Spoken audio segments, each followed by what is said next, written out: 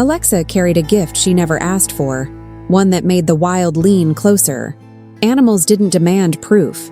They didn't punish her for being too much or not enough. They met her honesty with their own. And that kind of unfiltered truth made people nervous. So they turned her gift into suspicion. But destiny doesn't always arrive like a blessing. Sometimes it arrives like an interruption. Alexa didn't know that one sentence, spoken from the center of her humiliation, could wake an old law. She didn't know the one being everyone feared had been listening. And she definitely didn't know that when she finally dared to speak to the frozen wolf, he would answer her name back. If you love intense stories about wolves, with destiny and twists and turns, subscribe to the channel now. We post videos every day, so subscribe to the channel and activate the bell so you don't miss any episodes. How about we get to know each other better? I'm Maggie Reed, author of the stories, and you. Comment below with your name and which city you're watching from. Alexa stood at the center of the floor with her hands folded so tightly her knuckles ached. Each breath tugged at the pale fabric over her shoulders, as if even her dress wanted distance from her skin. Somewhere behind her, ceremonial incense hissed in a brazier. Pine, ash, and a sweetness meant to suggest blessing. All it did was turn her stomach. Across the polished stone, the dais waited. 3 steps up, a carved wolf head at each corner, their mouths open in perpetual warning. On that platform sat the pack matrons in velvet and the elders in bone-white sashes, arranged like a painting that had never once been kind. Lord Halden of her birth pack sat among them with his hands clasped, the posture of a man rehearsing patience. He didn't look at her the way a father looked at a daughter. He looked at her the way a merchant looked at a cracked cup and wondered if the stain would show. Beside Alexa, Tamsin Tess Lark leaned in close enough that only Alexa could hear.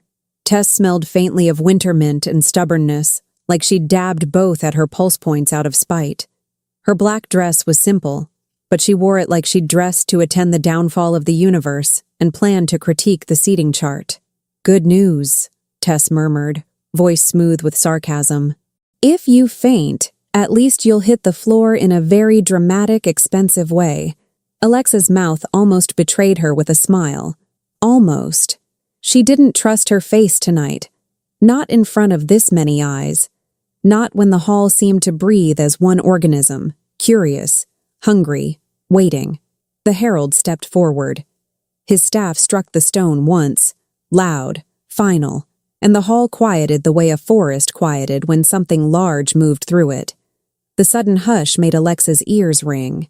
In that thin silence, she could hear her own heart, frantic and humiliatingly alive.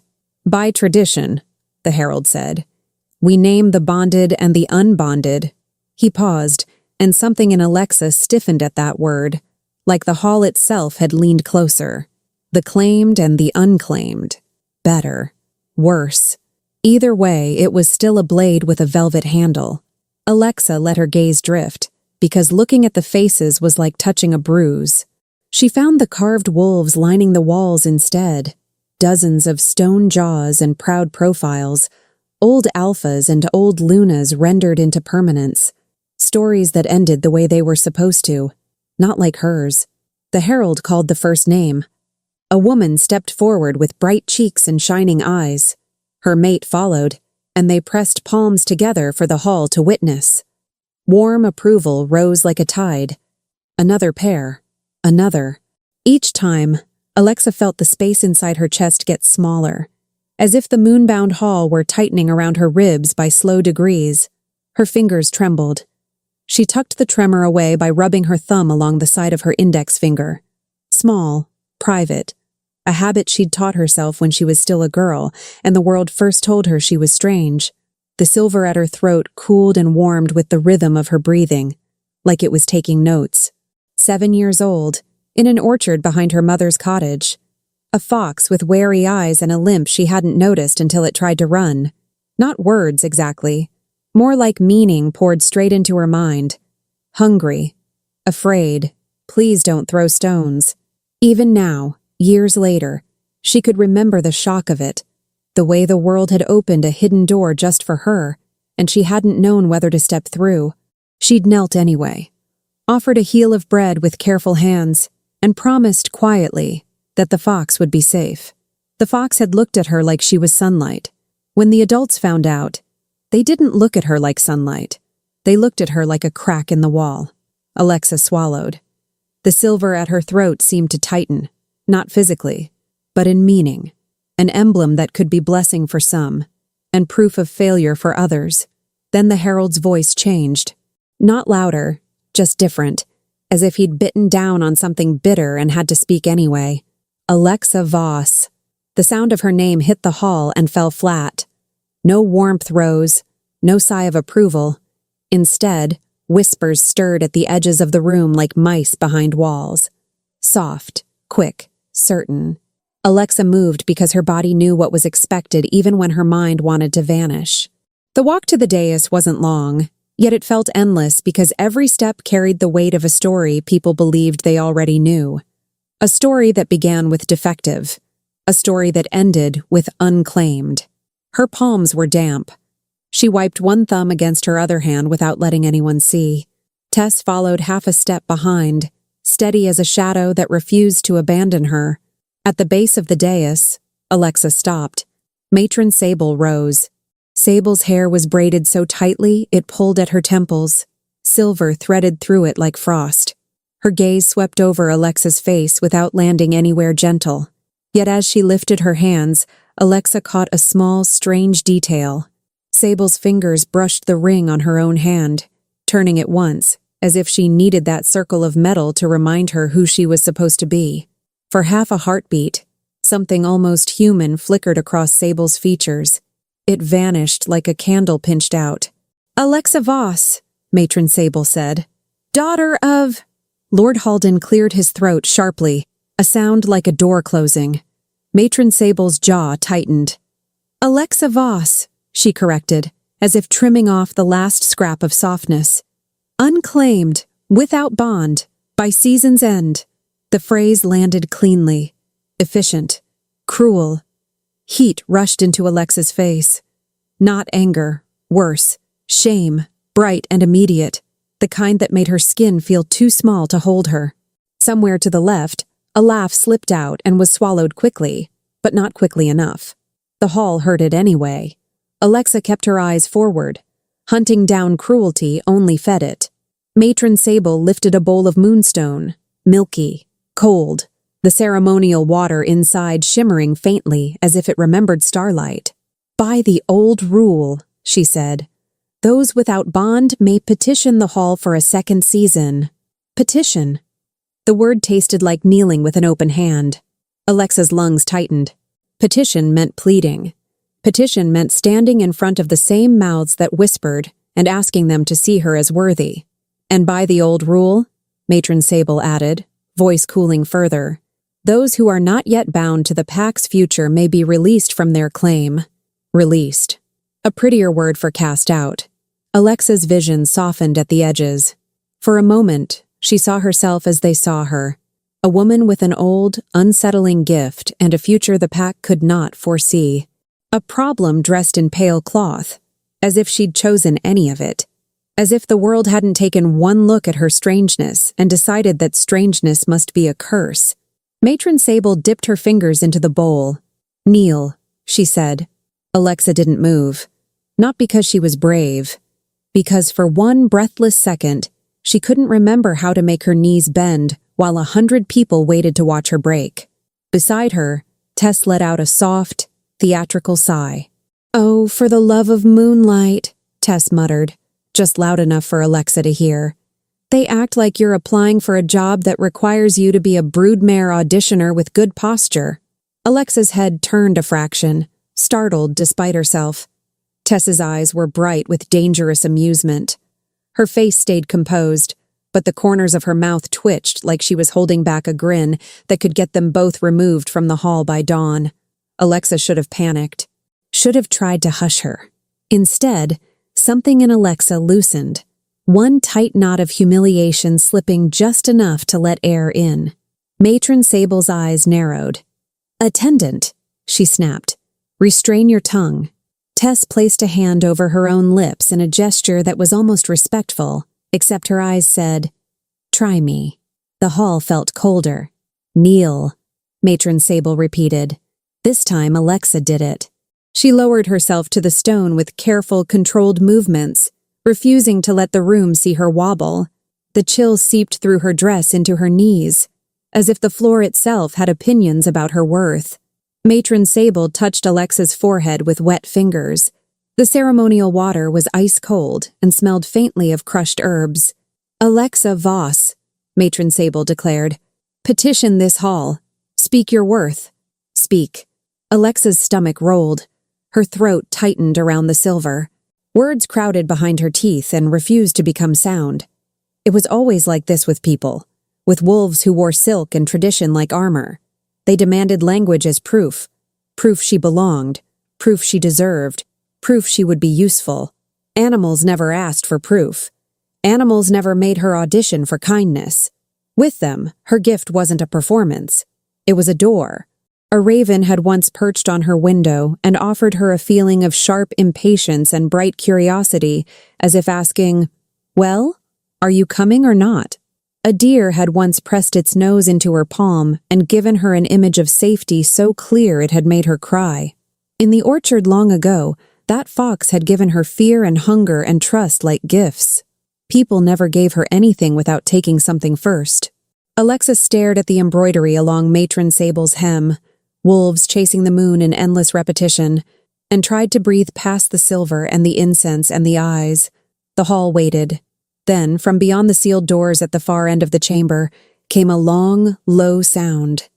Not a howl, not a growl. A note of presence, deep and quiet, like the earth remembering it had a voice. Every head turned toward the doors. The herald's staff trembled in his grip. One of the elders lifted a hand to his chest, an old gesture that looked almost involuntary. Alexa's pulse tripped. She knew that feeling. She'd felt it once before, years ago, on a night so cold the river had seemed afraid to move. She'd been walking the outer path by the Frostwood grove when she'd sensed it. An immense, still attention in the dark. The frozen wolf, the one they never named in daylight. A king in exile without leaving his land. A creature rumored to have chosen silence over power. A shifter who had not spoken a word in a decade. Alexa's skin prickled. The hair along her arms lifted as if the air itself was warning her, but the warning didn't feel like danger. It felt like recognition. Matron Sable's voice cut the hush. "Seal the doors," she snapped. Servants hurried. Bolts slid. Iron met iron. But the presence remained. Closer now. As if the doors were only a suggestion. Alexa's mouth went dry. A strange certainty rose in her chest, quiet and inevitable. This wasn't an interruption. This was an answer. She didn't know why she thought it. She only knew it the way she knew when weather was changing. The way a room could feel different before anyone spoke. Tess leaned down, her lips near Alexa's ear. "If a legendary silent wolf king crashes your public humiliation," she whispered, "I just want you to know I'm charging extra for emotional labor." A laugh slipped out of Alexa before she could stop it. Small, disloyal, and far too loud in her own head. Matron Sable's eyes cut back to her. "Do you mock this hall?" Alexa's heart hammered once, hard enough to rattle her ribs. Something battered but stubborn inside her stood up. "I don't mock the hall," Alexa said, and her voice shook, but it carried. It sounded like stepping onto a bridge she couldn't see. The presence pressed closer, and this time Alexa's gift flared so sharply she nearly gasped. It wasn't like hearing an animal nearby, and it wasn't human either. It was something suspended between a mind that held the clean instincts of the wild and the complicated ache of a person who had chosen to endure in silence. Her thoughts filled with cold, bright sensation. Snow on pine, stone under paw. The absolute certainty of a boundary. Then, beneath it, something else. Loneliness. Not soft. Not pleading. Loneliness with teeth, endured rather than cured. Loneliness chosen for a reason she couldn't yet understand. Alexa's breath caught. She lifted her head and looked at the sealed doors. Words rose in her chest before she could question them. Not the matron's demand. Not the hall's script, her own. She spoke toward the doors, voice carrying in the hush. You don't have to stay out there. The hall went still enough that Alexa could hear the brazier's faint crackle. Matron Sable's face drained of color. Alexa, she hissed. Do not. Alexa didn't look away. Because in that instant, she wasn't kneeling for them. She was kneeling because she had chosen to meet something everyone else refused to face. Her voice softened without permission, instinctively gentler, as if she were addressing a wounded creature at the edge of the woods. If you came because of me, she said, then you can come in. A pause, a pressure, and then, from the other side of the doors, a sound answered her. Not a howl. A word. One single word, rough as frost over stone, spoken like it had been unused for years, and like it cost him something to give it. Alexa. Her name. The bolts on the doors shuddered, as if deciding whether they still remembered how to hold. The bolts shuddered again, once, twice, as if the iron itself had begun to doubt its own authority. A sound ran through the hall, not quite a gasp, not quite a prayer. Alexa felt it more than she heard it.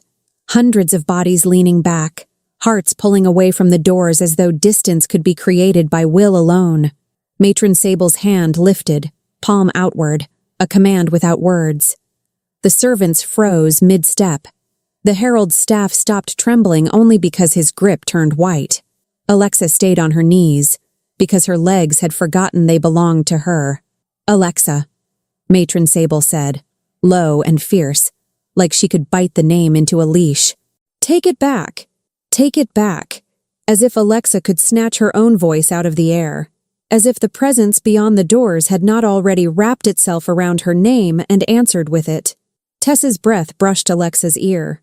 If she tries to ground you, Tess whispered, remind her you're an adult and also that grounding is for lightning. Alexa almost laughed again, and the almost mattered. It reminded her she was still inside her body, still capable of something other than humiliation. The iron groaned. The doors didn't fling open dramatically. They did something worse. They yielded with patient inevitability, like a tide coming in. The seam between them widened. Cold air slid into the moonbound hall, clean as snowmelt and sharp with pine, cutting through the incense until the sweetness turned thin and ashamed. A silhouette filled the gap. Tall, broad-shouldered, still. Not a monster, not a savior, just a man shaped by quiet. The hall seemed to shrink around him anyway. He stepped forward, and the cold followed him as if it had chosen him long ago. His hair was dark, touched at the edges with the palest silver, either early frost or something older that had learned to live in the bone. He wore a long coat the color of midnight, and the fabric moved like it had weight. His face was composed in a way that could have read as arrogance if Alexa didn't feel the careful restraint underneath it, like a hand held steady over a flame. His eyes found her immediately. Not the matrons, not Halden, not the dais. Her. Alexa's breath stopped in her throat, caught on the ceremonial silver like a secret. The presence she'd sensed outside the doors settled into the shape of him, and her gift flared again. Softly this time. Not a shock, but a recognition. The wild certainty of a boundary. The complicated ache of a person. The loneliness with teeth. He didn't look angry. He looked awake. The hall did what halls always did when confronted with something it couldn't control. It tried to speak first. Your Majesty, the herald managed, voice cracking on the title. He bowed so quickly it looked like his spine apologized. This is an internal right. The moonbound hall did not. The man's gaze shifted, not dramatically, but deliberately, landing on the herald the way snow settled on a branch. The herald's words died. Silence widened, and Alexa realized with a strange clarity that the silence was not his inability. It was his choice. Matron Sable drew herself up, chin lifted, the ring on her finger catching chandelier light like a warning. Frozen King, she said, and the way she said it was a gamble, an attempt to turn fear into familiarity. You have no place in this ceremony. The man blinked once, slow. Then his eyes returned to Alexa, and something in his expression tightened. Not cruelty, not disdain. More like restraint pulled taut. He spoke again. Not loudly, not with performance, just with the rough honesty of a voice that had been kept in winter for too long. She invited me. The words rolled through the hall like a stone dropped into deep water. Every whisper, every judgment, every cruel certainty paused to listen. Alexa's heart thudded. She had invited him. She had said it without thinking, as if her mouth had known before she did. Matron Sable's lips parted, then pressed together. She glanced quick as a blade at Halden, as if asking who exactly was supposed to fix this. Halden stood. He smoothed his sash as if fabric could restore his authority. "Your Majesty," Halden said, voice honeyed. "Surely you understand the hall's concern. Alexa felt the next word before it arrived, like a hand reaching for her throat. Unfit, unclaimed, defective. The frozen king's gaze didn't move from Halden, but Alexa felt the air change anyway. Not violent, not threatening in a way that promised harm, threatening in the way winter threatened blossoms, by simply being what it was. "She is kneeling," the king said. His voice did something strange on that last word. It softened, as if it had been meant to belong in a different life. Alexa's skin prickled. "She was told to," Matron Sable snapped, as if the hall had not been built to force people into shapes they didn't choose. The king's eyes returned to Alexa again. "You can stand," he said. It wasn't a command. It was permission. Alexa hesitated. The room was full of rules that had never once been kind to her. But this was different. This was not a rule she recognized. This was a doorway opening where there had only been stone. Her legs trembled as she rose. Cold had stiffened her knees, but she stood anyway. Because something in her refused to kneel again unless she chose it. The king watched her steadily. "Are you harmed?" he asked. The question was so simple that it almost undid her. No one here asked if she was harmed. They asked if she was useful. They asked what she could produce. They asked what she had failed to be. Alexa swallowed. "No," she said.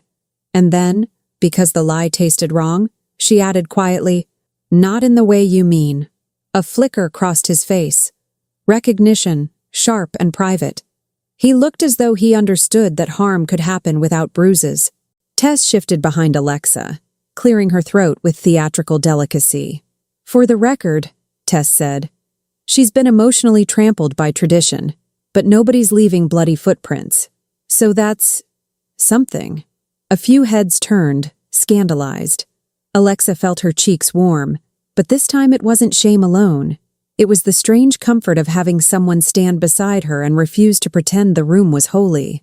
The king's gaze slid to Tess. For a moment, Alexa expected irritation. Instead, the corner of his mouth moved. Not a smile, exactly, but an acknowledgement that humor existed, and he could see it, even if he didn't invite it often. Then he looked back to Alexa, and his attention sharpened into something careful. "You spoke to me," he said. The hall seemed to hold its breath again, as if even hearing those words might summon consequences. Alexa's fingers rose instinctively toward the ceremonial silver at her throat. She stopped short of touching it. "I did," she admitted. "I didn't plan to. I just couldn't watch them." Her voice caught, because saying "humiliate me" felt like handing them the power to do it again. She corrected softly. "I couldn't stay quiet." His eyes narrowed, not in anger, but in focus.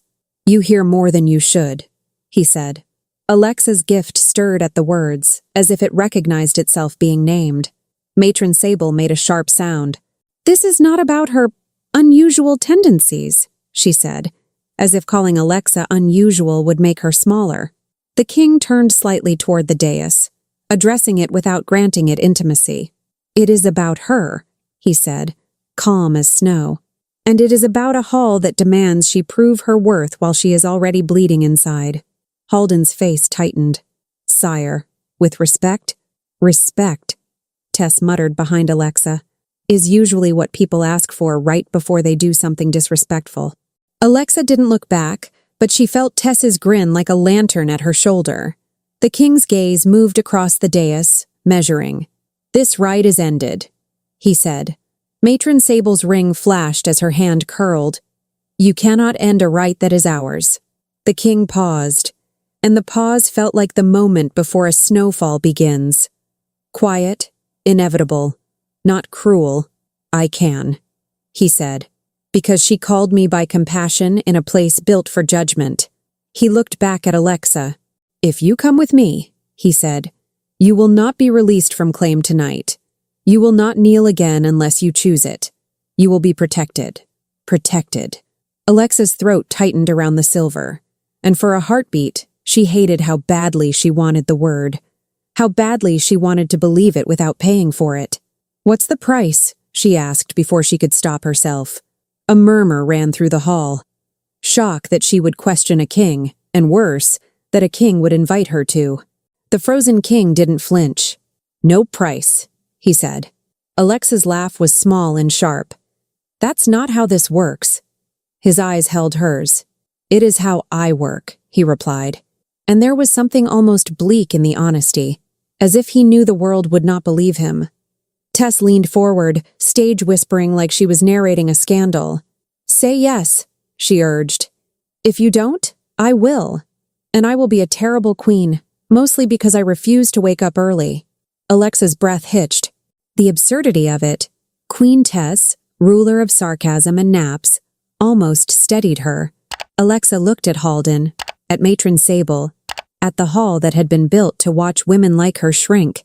She felt the weight of her entire life pressing down, and beneath it, a new pressure, cold and clean and strangely gentle, waiting at the threshold. The frozen king offered his hand. He didn't step closer. He didn't force the moment. He simply held his palm out in the open, as if he understood that choice only counted if it could be refused. Alexa stared at his hand, at the long fingers, at the faint pale scars that looked less like injury and more like old life. She breathed in, and the scent that clung to him, pine, snow, something steady like stone warmed by sun, slipped under her skin in a way that felt both impossible and familiar. Her fingers moved before her fear could veto them. She placed her hand in his. His skin was cold, but not dead cold. The cold of winter air, alive, clean, honest. And when his fingers closed around hers, it was not possessive. It was protective. The ceremonial silver at Alexa's throat warmed abruptly, like it had been waiting for that exact contact. Alexa's breath caught. The frozen king's gaze dropped just for a second to the silver, and something unreadable flickered across his face. Then he looked up again, and his voice turned quieter, meant only for her. "Now," he said, "we leave." Behind Alexa, Tess sighed dramatically. "Fine," she announced to no one and everyone. "I'm coming too. Someone has to make sure this doesn't turn into a tragic poem with no snacks." Matron Sable's eyes widened. "You cannot—" Tess smiled, sweet as poison. "Watch me." The hall erupted in whispers, but Alexa barely heard them. The king guided her with slow, measured steps, as if he knew the floor might try to pull her back. As they reached the doors, cold air wrapped around Alexa's face like a blessing that didn't ask permission.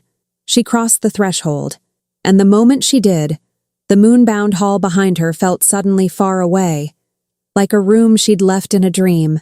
Outside, night waited, dark, clear, and full of frost-bright stars. Alexa looked up, her breath fogging, her hand still in the king's. Somewhere beyond the courtyard, the Frostwood grove stood in silence, watching, and the ceremonial silver at her throat pulsed once, warm, unmistakable, as if answering something that had just begun.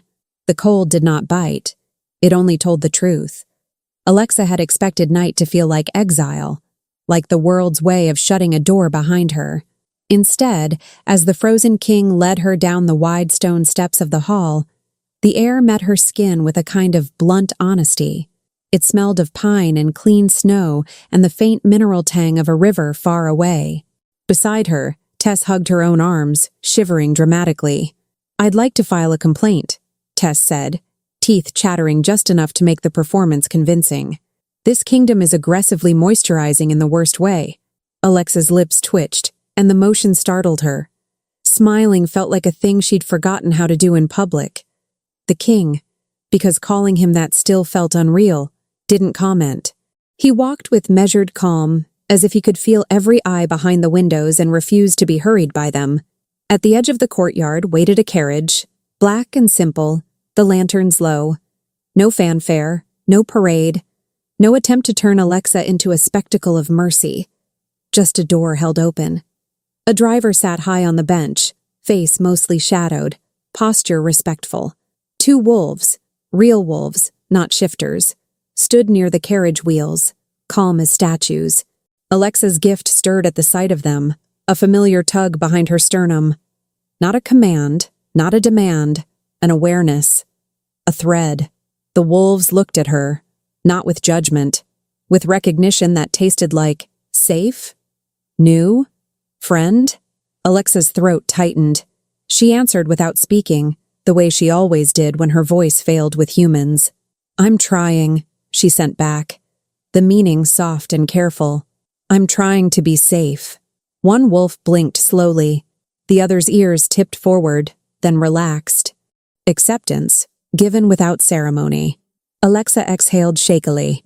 The king glanced down at her, and she had the odd sense that he had felt that exchange. Not heard it exactly, but sensed something moving between her and the wolves. "You don't force it," he said quietly. Alexa looked up. "Force what?" He paused, as if he was searching for words he didn't use often. "Your gift," he said. "You let them come to you." Alexa's fingers tightened around his. "People don't," she said before she could stop herself. "Let me come to them." The truth hung between them, fragile and exposed. The king's jaw tightened, then eased. "I know," he said, and the certainty in his voice sent a small, startling shiver through Alexa that had nothing to do with cold. Tess climbed into the carriage first without waiting to be invited. "I'm calling it," she announced, settling on the bench like she owned it. Front-facing seat, maximum dramatic staring out the window. "If we're becoming legends, I want good lighting." Alexa blinked. "Tess? What?" Tess said innocently. "If I'm going to freeze to death, I'd like to do it with excellent posture." "I'm not letting you freeze," the king said, and his tone wasn't annoyed. It was matter of fact, like an oath he'd already made. Tess peered at him. "You say that now," she replied, "but I've met men with good intentions before. They always forget about blankets." The king didn't rise to it.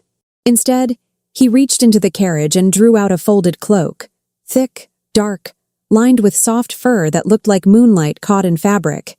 He held it out to Alexa, not placing it on her himself. A choice again. Alexa's hands trembled as she took it. The inside was warm from being stored near a heat stone, and the warmth surprised her so sharply that her eyes stung. She wrapped it around her shoulders. The scent of it rose immediately, pine resin, cedar smoke, and something faintly metallic, like snow under starlight. It smelled like him, but gentler, as if the cloak had learned to carry his presence without the weight of it. Alexa swallowed. "Thank you," she managed. The king inclined his head, as if gratitude was another language he understood better in silence. When Alexa climbed into the carriage, she felt the ceremonial silver at her throat pulse again. Warm, then cooler, then warm, like it couldn't decide whether to soothe her or warn her. The wheels began to turn. The moonbound hall receded behind them, windows glowing, shadows moving inside like restless thoughts. Alexa stared until the building became a shape, then a smear of light, then nothing but the memory of pressure in her lungs. Only then did she realize she was shaking, not from cold, from the delayed impact of what she'd done, what she'd invited. The king sat across from her, posture still, hands relaxed on his knees. In the dim lantern glow, his eyes looked even paler, like winter sky. He watched her not the way the hall watched, hungry for weakness, but the way someone watched a door they didn't want to startle shut. Tess, ever helpful, leaned forward and pointed at Alexa's neck. "Okay," Tess said, narrowing her eyes. "Your necklace is doing something." Alexa's hand flew to the silver at her throat. It was warm, Not hot, just alive. The king's gaze dropped there, and for a moment his face went distant, as if he was listening to something only he could hear. Alexa's pulse sped up. What is it? The king's fingers flexed once, then stilled. A right, he said carefully. Alexa's stomach tightened. I didn't agree to... You agreed to nothing, he said, quick and firm, and for the first time his composure cracked enough to show something sharper beneath it. Not anger at her. Anger at the idea that she'd been trapped again. He drew a breath, and when he spoke again, his voice was rougher, like he was forcing it through old frost. What happened in that hall is older than them, he said. Older than their rules. Tess made a small, satisfied sound. I knew it, she whispered. Old magic. Always old magic. It never just lets people have a normal Tuesday. Alexa stared at the king. Tell me, she said, and her voice shook, but she held his gaze. Please, tell me what it means. He studied her for a long moment. Then his eyes softened in a way that felt almost dangerous. Not because it threatened her, but because it made him real. There is a law, he said, and the word law landed differently from tradition. Law sounded like consequence. It is called the answering. Alexa frowned. The name felt like something that should be a poem, not a binding force. When someone calls to a silent king with an open heart, he continued, and the king answers, the moon hears it. Alexa's fingers tightened around the cloak. And then what? The carriage rolled over a patch of uneven road, a gentle sway that made the lantern light tremble across his face. And then, he said, the moon decides you are no longer unclaimed. Alexa's breath caught. By you? He didn't look away. By fate, he said quietly. By the wild. By whatever truth lives under titles. Tess's eyes widened. She pressed a hand to her own chest with exaggerated reverence. Oh, I love this, she whispered. This is the part where everyone regrets being mean to her.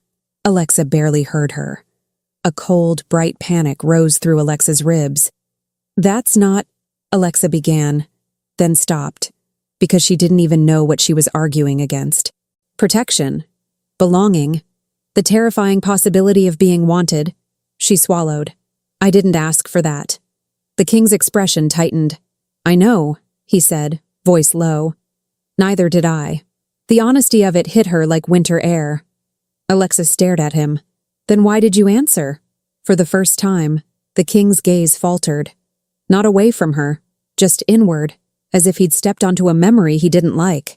Because I heard you, he said, and the words sounded like they cost him. Not the hall. Not their right. You! Alexa's throat burned. You don't know me. I know what it is, he replied. To be treated like an omen. Silence filled the carriage, thick but not empty. Outside, trees rose taller, their branches dusted with frost. The world narrowed into a corridor of dark trunks and pale snow, the road curling deeper into the Frostwood grove. Alexa felt it then, the forest's attention. Not hostile, not welcoming exactly. Watchful, like an old creature studying a new story. Her gift stirred, a soft ripple of meaning at the edge of thought. The forest had a voice, in its own way, slow, layered, more emotion than words. The trees seemed to say, finally. Alexa shivered. Tess leaned back against the carriage wall and sighed. So, she said conversationally, what do we call you? Because Frozen King is very dramatic, but it sounds like a dessert. The king's eyes shifted to her. My name is Elian, he said. The sound of it, Elian, sent a small pulse through the silver at Alexa's throat. Warm. Alexa's eyes widened. Elian noticed. His gaze dropped to the silver again, and something unreadable moved behind his eyes. Tess, apparently delighted with herself, clapped once softly. Elian, great, strong, broody. 2 syllables. Easy to yell if you wander off into the woods. Elian's mouth twitched again, barely there. I do not wander, he said. Tess lifted a brow. That's exactly what someone who wanders would say. Alexa should have laughed. Instead, she was watching the silver. It wasn't just warm now. It felt responsive. like it was listening. "Alexa," Elian said, and this time he spoke her name more gently, as if he were testing the shape of it in his mouth. The silver pulsed again. Warm, then warmer. Alexa sucked in a breath as a faint, delicate sensation spread under her skin, right beneath the chain, right at the hollow of her throat, as if an invisible ink had kissed her there. Her hand flew up. She didn't feel pain. She felt heat, brief and bright, like the memory of sunlight on snow. "Alexa," Tess asked, suddenly less amused. "What is it doing?" Alexa's voice came out thin. It's marking me." Elian went very still. Then, slowly, so slowly Alexa could have stopped him if she wanted, he lifted his hand, palm open, and held it near her throat without touching. He didn't assume. He didn't take. He waited. Alexa's heart hammered, but not with the hall's shame. This was different. This was the terrifying intimacy of being seen carefully.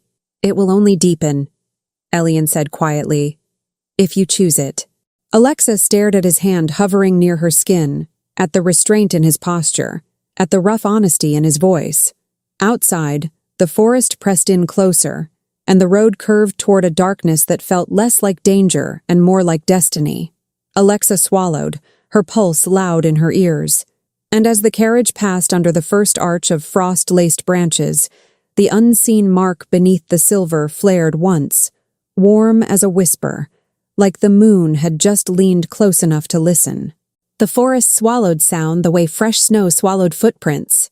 As the carriage rolled deeper beneath the frost-laced branches, Alexa's breath fogged the window in soft bursts, each exhale a small proof she was still here, still moving forward, still not trapped in that hall with its polished cruelty and velvet verdicts. The mark beneath her silver had cooled again, not gone, just waiting, like a hand resting on a doorknob. Across from her, Elian sat with the stillness of someone who had learned how to become unremarkable in rooms that could not be trusted. The lantern light trembled over the planes of his face, catching in the pale of his eyes, and Alexa kept having to remind herself that he was real, that he had spoken, that the doors had opened for her voice. Tess, meanwhile, had decided the carriage was a stage, and she was the only performer who understood the script. "So," Tess said, drawing the word out as if she were tasting it, "you have a name. That's a strong start. Elian. Very I brood near windows of you." Elian's gaze shifted to her with quiet patience. Tess lifted a finger. "However, if you live in a place called Frost something, and you walk around exuding existential winter, I need you to know I will be staging a coup for indoor heating."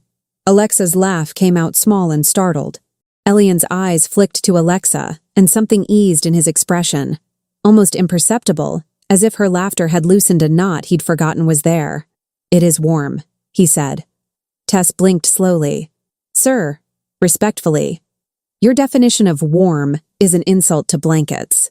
Elian didn't rise to it. He looked back at Alexa instead, his attention narrowing into something careful and private. "Your throat," he said. "Does the silver hurt?" Alexa's fingers slid to the chain again, hovering. "Not hurt," she whispered. "It feels like it's listening." Elian's jaw tightened once, then released. "It is," he said. Alexa waited, because the space after his words felt significant, like he'd left a door open and was watching to see if she'd walk through it. "Is it yours?"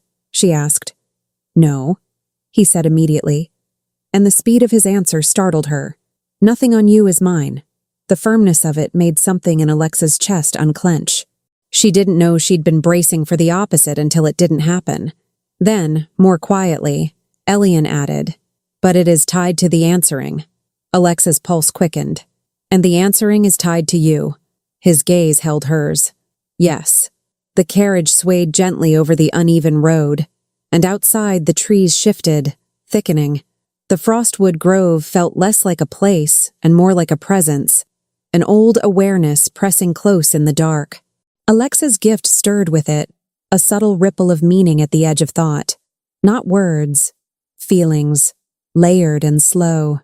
Welcome, watchful, curious. Alexa's breath caught. She turned her gaze to the window, and in the darkness beyond, she saw a pair of bright eyes. Too low to be a person, too steady to be fear. A wolf padded alongside the carriage, silent as a shadow. Then another. Not threatening, simply there, escorting, as if the road itself had assigned them to this moment. Alexa's mind reached without force, the way it always did when she was careful. "Hello," she sent, soft and tentative. The nearest wolf's response came as a warm, simple impression. Safe. Home. With him. Alexa swallowed hard. Tess followed her gaze and pressed her face to the window. "Oh, good," she said, deadpan. "We have a welcoming committee. If any of them are judgmental, please let them know I'm sensitive." Elian's attention turned outward, and the wolf's pace shifted almost immediately, tightening formation with quiet precision. Alexa watched him, something dawning in her. The wolves listened to him without spectacle. Not because he demanded it, but because the world seemed to recognize him as a fixed point. A king. Not by insistence, by gravity. The trees thinned abruptly, and the carriage emerged into a wide clearing where snow lay smooth and unbroken, glittering faintly under the stars. Beyond it rose a keep of pale stone and dark timber, its lines clean and austere, its windows lit with a restrained amber glow. No banners snapping, no trumpets, no crowd, just light, just shelter. The carriage slowed, wheels crunching softly. 2 figures waited at the entrance. A woman in a dark cloak, posture straight as a spear, and a man with a lantern held low, his shoulders hunched as if he'd spent his life trying not to take up space. As Elian stepped out first, both of them bowed, not extravagantly, not performatively. It looked like respect without theater. The woman lifted her head. Her face was lined in the way of someone who had laughed often and slept rarely. Her eyes were sharp and intelligent, taking inventory without being unkind. "Your Majesty," she said. Elian nodded. "Briar."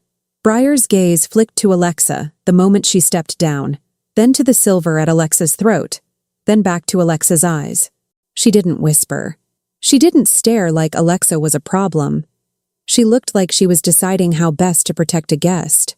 "Welcome," Briar said simply, and her voice carried the warmth the night did not. "The keep is quieter than the world outside it. We find that helps." Tess climbed down last, stretching dramatically, then peered up at the keep.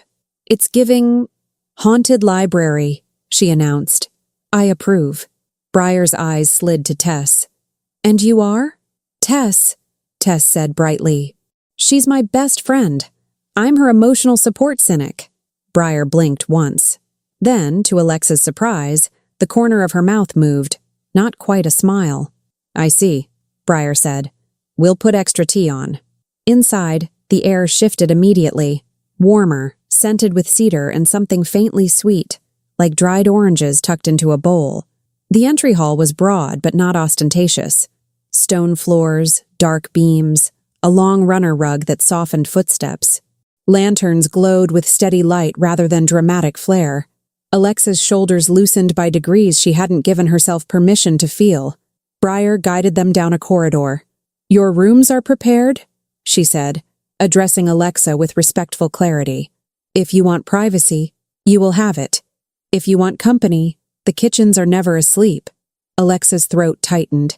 "Thank you." Briar's gaze softened for half a heartbeat. Human, quick, then steadied again into competence.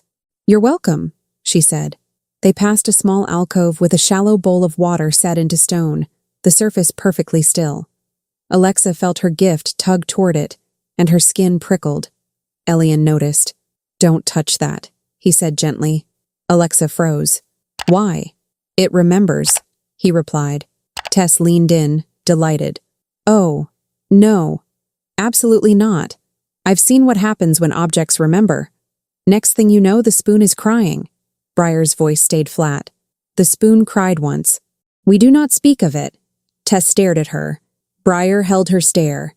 Alexa's mouth twitched, caught between alarm and laughter. Elian's gaze flicked to Alexa, and for the briefest moment, there was something like relief in his eyes, like he'd forgotten what it felt like to be in a space where humor could exist without turning into a weapon. At Alexa's door, Elian stopped. He didn't follow her in. "I will not enter," he said quietly, as if he understood the ways a woman learned to measure safety. "Unless you ask." Alexa's breath caught. The words were simple, but they landed with weight. Not because they were rare in principle, but because they were rare in practice. Alexa began, and realized she didn't know how to respond without sounding like she was begging. She settled for honesty. "Thank you." Elian nodded once. "Rest," he said. Then, after a pause that felt like he was forcing the next sentence through ice, he added, "And Alexa, you can say no to me. Always." The mark beneath her silver warmed at the word always, as if the answering itself had leaned in to listen. Alexa stepped into her room and closed the door softly behind her. The space was modest, warm, and clean. A fire crackled in the hearth. A bed sat neatly made, blankets thick and inviting. On the table by the window waited a tray. Bread, honey, a steaming cup that smelled like chamomile, and something grounding. Alexa stood there for a moment, hands at her sides, feeling the unfamiliar ache of being cared for without having to earn it in public. Then she noticed the chair by the fire. A cat sat in it, a large gray cat with a scar across one ear, and the expression of someone who had never once apologized for existing. It stared at Alexa as if she were late. Alexa's gift fluttered. The cat's meaning poured into her mind like an unimpressed sigh. "Finally. You're not dead. Sit." Alexa let out a sound halfway between a laugh and a sob. "All right," she whispered. "Hello to you, too." The cat's tail flicked. Another impression followed, very clear. He's quiet because it hurts, not because he doesn't feel. Alexa went very still. Her hand rose to the silver, and beneath it, the invisible mark pulsed once, warm as a hush. A knock sounded at the door. Alexa startled. Briar's voice came through, calm. "A message arrived," she said. "For you. It bears the moon seal." Alexa's stomach dropped, because some doors opened gently, and some doors opened whether you were ready or not. The moon seal looked like a drop of pale light pressed into wax. Alexa held the folded letter with both hands as if it might burn her, though the paper felt ordinary. Thick, expensive, slightly textured beneath her fingertips.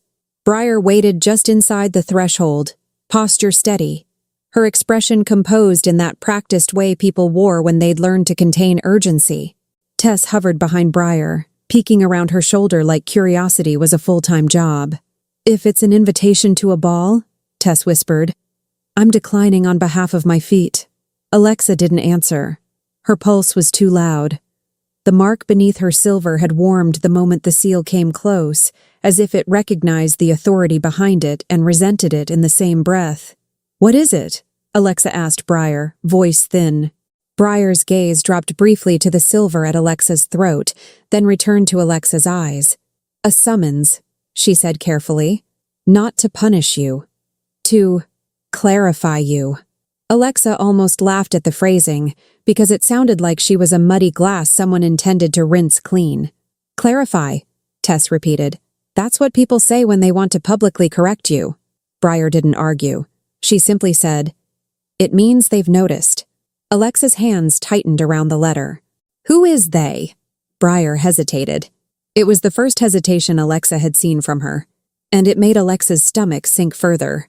"The Moon Council," Briar said at last. "The ones who keep the old laws from turning into chaos." Tess let out a long sigh. "I hate councils. Councils are just groups of people who can't commit to being wrong alone." Alexa should have found that funny. She might have if her chest didn't feel packed with snow. Briar added, quieter, "Elian will speak with you in the morning. He asked that you eat first. Eat." The word felt absurdly normal next to summons and seals and old laws. Still, when Briar left, Alexa found herself moving toward the tray on the table, like her body needed the small ritual of honey on bread to remember it was allowed to live. She sat by the fire, the cat still in the chair, watching her with stern approval. Alexa took one bite. The sweetness hit her tongue, and her eyes stung. She swallowed too hard. Tess sat opposite her without being invited, legs crossed, hands clasped as if she were attending a very dramatic tea party. "Okay," Tess said. "We're doing this. You're going to read it. I'm going to react. Then we're going to find the nearest reasonable adult." Alexa raised a brow. "You mean Elian?" Tess pointed at her. "Yes. The reasonable, silent Winter King. I know. Life is full of surprises." Alexa exhaled shakily and broke the seal. The letter unfolded with a soft crackle. The ink was dark, the handwriting precise, each line measured as if emotion had been trimmed off with shears. Alexa read, "By moon witness and old law, the answering has been invoked. The caller shall present at first light to the moonwell of Frostwood. The silent king shall present. The council shall observe the mark. The caller shall be offered choice, and the choice shall be honored. Failure to present shall be taken as refusal of choice, and the mark shall settle without counsel." Alexa read it twice, because the words didn't feel like they belonged in a world where she'd been humiliated for being unclaimed. Choice, honored, refusal, settle. Her fingers went cold. "They're going to make me decide," she whispered. Tess leaned in. "They're going to pretend you're deciding," Tess corrected, voice gentler than her words. "But we're going to make sure you actually do." The cat sent a dry impression into Alexa's mind. Smart one. Sharp tongue. Keep her. Alexa's throat tightened. "I don't even know what the choices are." A soft knock sounded. Alexa's spine went rigid. The door opened just enough for Elian to appear, framed by hallway light. He didn't step inside. He waited on the threshold like a vow. "Alexa," he said quiet. The sound of her name in his voice still did something to the air. Subtle, intimate, as if her name had become a thread between them that the world could not easily cut.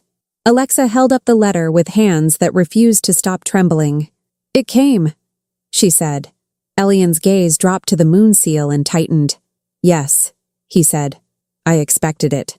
Tess rose in a single smooth motion, planting herself beside Alexa like a guard who happened to have excellent sarcasm. "And here I was, hoping we could just have one cozy night before ancient laws started making eye contact." Elian's eyes flicked to Tess. "You can stay," he said, calm and immediate. "If Alexa wants you." Alexa blinked at him. He didn't assume privacy. He didn't demand vulnerability. He offered safety in the shape Alexa trusted most. Someone at her side. Alexa's voice came out raw. "Stay," she said to Tess. Tess nodded once, then sat again, satisfied. Elian remained in the doorway. "They will ask you to name your choice at the moonwell," he said. "But they cannot choose for you." Alexa's hands tightened around the letter. "What are my options?" Elian drew a slow breath. When he spoke, his voice sounded like someone choosing each word with care, not to manipulate, but to avoid accidental harm. "1," he said, "you accept the answering. The mark becomes a bond of shelter. You would be recognized here, protected here, not owned, not displayed, recognized." Alexa's heart stuttered at recognized because it was the thing she'd wanted in the hall and never received. "And 2?" she asked. "You refuse," Elian said simply. "The mark fades. The answering becomes a closed door." Alexa stared at him. "And you?" Elian's gaze held hers without flinching. "I will accept your no," he said. The certainty of it hit her like warmth. Not heat, not hunger. Warmth. Alexa swallowed. "If I say no," she whispered, "will they punish you?" Elian's jaw tightened. "No," he said. Then, after a pause, he added, "They will try to shame you." Alexa's breath caught. Shame. The familiar blade, the velvet handle. Tess leaned forward, voice bright with fury disguised as humor.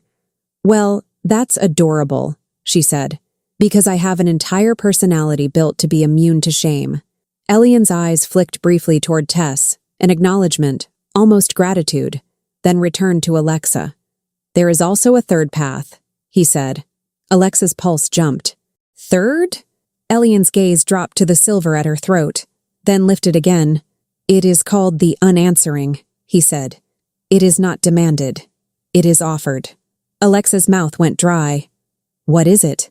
At the moonwell, Elian said. You speak one truth to my wolf. One truth you have never spoken aloud. If my wolf remains silent, the answering loosens. The mark fades without being interpreted as refusal or acceptance. Alexa's hands went numb around the paper. And if your wolf answers? Elian's voice turned rough. Then the moon takes it as consent from both sides, he said. And the stark honesty in him made Alexa's chest ache. And the mark deepens. Tess made a small sound. That is... not subtle. No, Elian agreed. Old laws rarely are. Alexa stared at the fire, at the way flames curled and shifted as if they were thinking. Her thoughts felt like that too. Curling, shifting, trying to find a shape that didn't hurt. Her whole life had been a series of forced choices disguised as tradition. This was different. Not easy, not safe, but different. Because the man in the doorway wasn't telling her what she should be. He was telling her what she could be, and letting her decide if she wanted it. The cat sent a blunt impression into her mind. Choose truth. Truth is warm. Alexa's throat tightened. What did you mean? She asked Elian softly. When you said you know what it is to be treated like an omen. Elian didn't answer immediately. His gaze slid away for a fraction. Not evasive, but careful. Like he was checking whether the past would spill into the room and frighten her. Then he said, quiet. They feared what my silence meant, he admitted. So I stayed silent. It was easier for them to live with a symbol than a person. Alexa's breath shook. And for you? His eyes returned to hers. It was not easier, he said simply. The mark beneath Alexa's silver warmed as if it had agreed. Tess cleared her throat loudly, like she was cutting through tension with scissors. Okay, she announced. We're all going to sleep. Because if we keep getting emotionally honest at this hour, I'm going to start believing in fate. And I hate being predictable. Alexa exhaled a weak laugh. Elian's expression softened at the sound, just slightly. Sleep, he said again, this time to Alexa alone, as if he were giving her permission to rest without guilt. At first light, we go to the moonwell. You will not stand alone. Alexa swallowed. You'll be there. Yes, he said. And you'll let me say no. She pressed, because her heart had learned to distrust promises. Elian's voice didn't waver. Yes, he said again. The words settled into Alexa like a blanket. Elian nodded once, then closed the door gently, leaving Alexa with firelight, honey-sweet tea, and the heavy relief of being believed. Later, hours later, when the keep had quieted into a soft hush, and Tess had finally stopped muttering about councils in her sleep, Alexa woke with a start, not from a nightmare, from a feeling. The mark beneath her silver was warm, not warning warm, invitation warm. Alexa sat up slowly, the room dim and still, the fire reduced to glowing embers. She pressed 2 fingers to the chain, breath held, and felt the faint pulse beneath it, like a second heartbeat, patient and awake. In the chair by the hearth, the cat opened one eye and sent her a sleepy, unimpressed impression. Moon's watching. Don't lie. Alexa's breath caught, because she understood suddenly what tomorrow would ask of her. Not obedience, not performance, truth. And somewhere in the keep, deeper than stone, deeper than title, she felt Elian's presence like winter felt from behind a closed door. Quiet, steady, waiting without pushing. Alexa swung her feet to the floor and stood, cloak wrapping around her shoulders like borrowed courage. She went to the window and looked out at the courtyard, pale with frost under the stars. At the center of it all, the moonwell waited, a circle of stone and still water that had been remembering for longer than anyone alive. Alexa pressed her hand to the glass and whispered, barely audible even to herself, I'm tired of being a symbol. The mark pulsed once in answer, warm as consent to speak. And Alexa realized, with a strange, trembling calm, that first light was going to change everything. First light arrived quietly, as if the sun itself understood this keep did not like to be startled.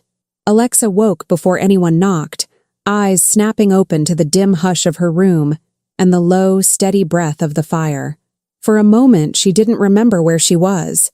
Then the scent of cedar returned, the weight of the cloak on the chair, and the faint, patient warmth under the ceremonial silver at her throat. The mark was awake. It wasn't pulling her forward like a chain. It was simply present, like a hand resting on a doorknob, waiting to see whether she would turn it from her side. In the chair by the hearth, the gray cat lifted its scarred head and stared at her with the serene disappointment of a creature who believed fear was an inefficient use of time. Alexa swallowed. "Good morning," she whispered. The cat's meaning rolled into her mind, dry as dust. Don't perform. Just be. Alexa let out a breath she hadn't realized she was holding. She moved slowly, the way she did when she didn't trust the world not to snap at her if she moved too fast. She washed, braided her hair with fingers that shook less than they had last night, and wrapped herself in the dark cloak that still carried Elian's scent, pine, snow, and something steady beneath it. When she stepped into the corridor, Tess was already there, leaning against the wall as if she had personally invented waiting. Tess's eyes flicked to Alexa's throat. "Okay," she said, voice low for once. "Still glowing with destiny?" Alexa's fingers brushed the silver. "Warm," she admitted. Tess nodded solemnly. "Great. Love that for you. Hate it for me because I have to witness ancient magic before breakfast." A door opened down the hall. Elian stepped out, dressed in dark layers that made him look like the knight had learned how to stand upright. He stopped when he saw Alexa, as if stopping was his way of proving he would never rush her. His gaze went immediately to her face, not her throat. "Did you sleep?" Alexa managed a small nod. "Some?" He looked to Tess, then back. "Briar will meet us at the courtyard," he said. "The council is already at the Moonwell." Already? Alexa tasted that word like metal. "They didn't wait for daylight," she murmured. Elian's voice softened. "They fear what they don't control," he said, and there was no bitterness in it, only experience. They walked through the keep together, their footsteps muted by rugs and old stone. Alexa noticed details she hadn't yesterday, the way lantern light seemed warmer near certain doorways, the way a carved wolf above an arch watched her with something that felt less like warning and more like acknowledgement. At the small alcove with the still bowl of water, Alexa slowed without meaning to. The surface remained perfectly smooth, as if it refused even the concept of disturbance. "It remembers," Elian said again. Gentle reminder rather than reprimand. Alexa didn't touch it, but she stared at it anyway. Her gift humming. She could feel something inside the water, layers of emotion, like sediment at the bottom of a river. Not words, not images, the taste of moments that had been important enough to stay. Tess leaned closer to Alexa and whispered, "If any water tries to show me my childhood, I'm suing." Briar waited at the courtyard, cloaked and composed. "This way," she said, and began leading them across frost-bright stone. The morning air was clean and sharp.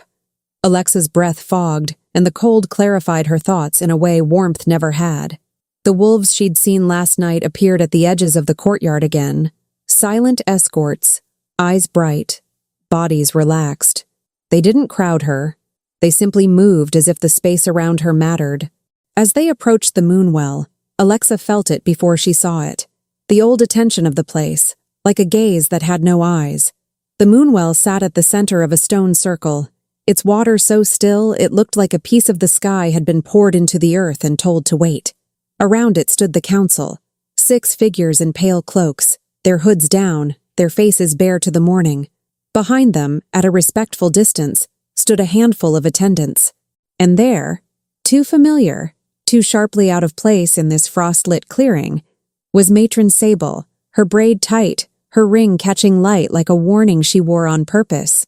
Lord Halden stood near her, posture rigid, his gaze fixed on Alexa as if staring hard enough might pull her back into the shape he preferred. Alexa's stomach clenched. Tess's voice slid into her ear. "Remember," Tess whispered. "They can't eat you. They can only talk. And I can talk louder." Alexa's lips almost moved. Almost. Elian stepped forward first, not as a shield that blocked Alexa from the world, but as a presence that insisted the world behave. He bowed to the council, precise, minimal. One of the counselors, An older woman with silver hair and eyes like pale stone inclined her head. "Elian of Frostwood," she said. "You present?" Elian's voice was rough but steady. "I present." The counselor's gaze shifted to Alexa. "Elara Voss," she said. And Alexa's name sounded different here, less like a verdict, more like a fact the world had decided to keep. "You present." Alexa's throat tightened. She glanced once at Elian's face. He didn't nod at her like a command. He simply looked at her as if he would accept whatever she chose, even if it unmade what the moon seemed to want. Alexa lifted her chin. "I present," she said. The water in the moonwell stirred. It wasn't a splash. It was a single ripple, perfect, circular, spreading outward as if the well had breathed.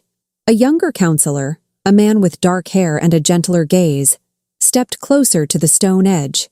"The answering has been invoked," he said. "The mark has awakened. We are here to witness the choice."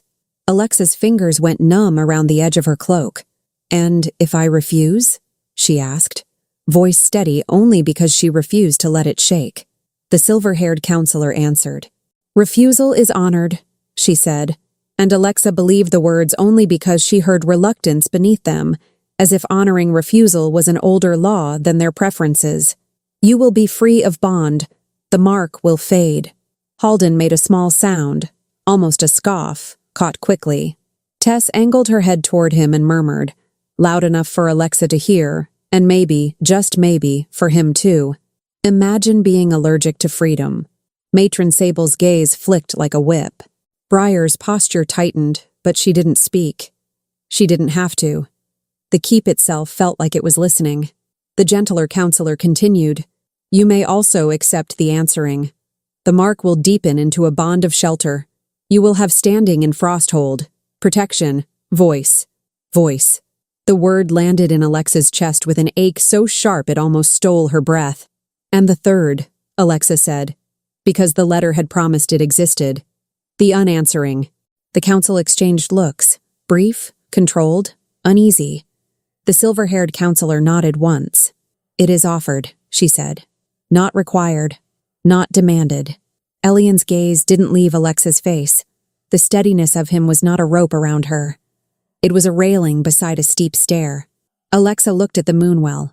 Her reflection stared back. Pale face, dark eyes, a silver chain at her throat, and beneath it, nothing visible. Yet. "What do I do?" Alexa asked, voice quiet, because she did not want to give the council the satisfaction of hearing fear. The gentler counselor answered, "If you choose the unanswering," he said, "you speak one truth to the king's wolf, one truth you have never spoken aloud. If the wolf remains silent, the answering loosens without shame to you or to him. If the wolf answers, the moon takes it as consent from both sides." Tess let out a careful breath. "No pressure," she muttered. "Just your entire life in a sentence." Alexa closed her eyes for a heartbeat. One truth she had never spoken aloud. Not because she'd never thought it, because saying it would make it real, and real things could be used against her. Alexa opened her eyes again and looked at Elian. "How do I speak to your wolf?" she asked. Elian's voice came low, meant for her.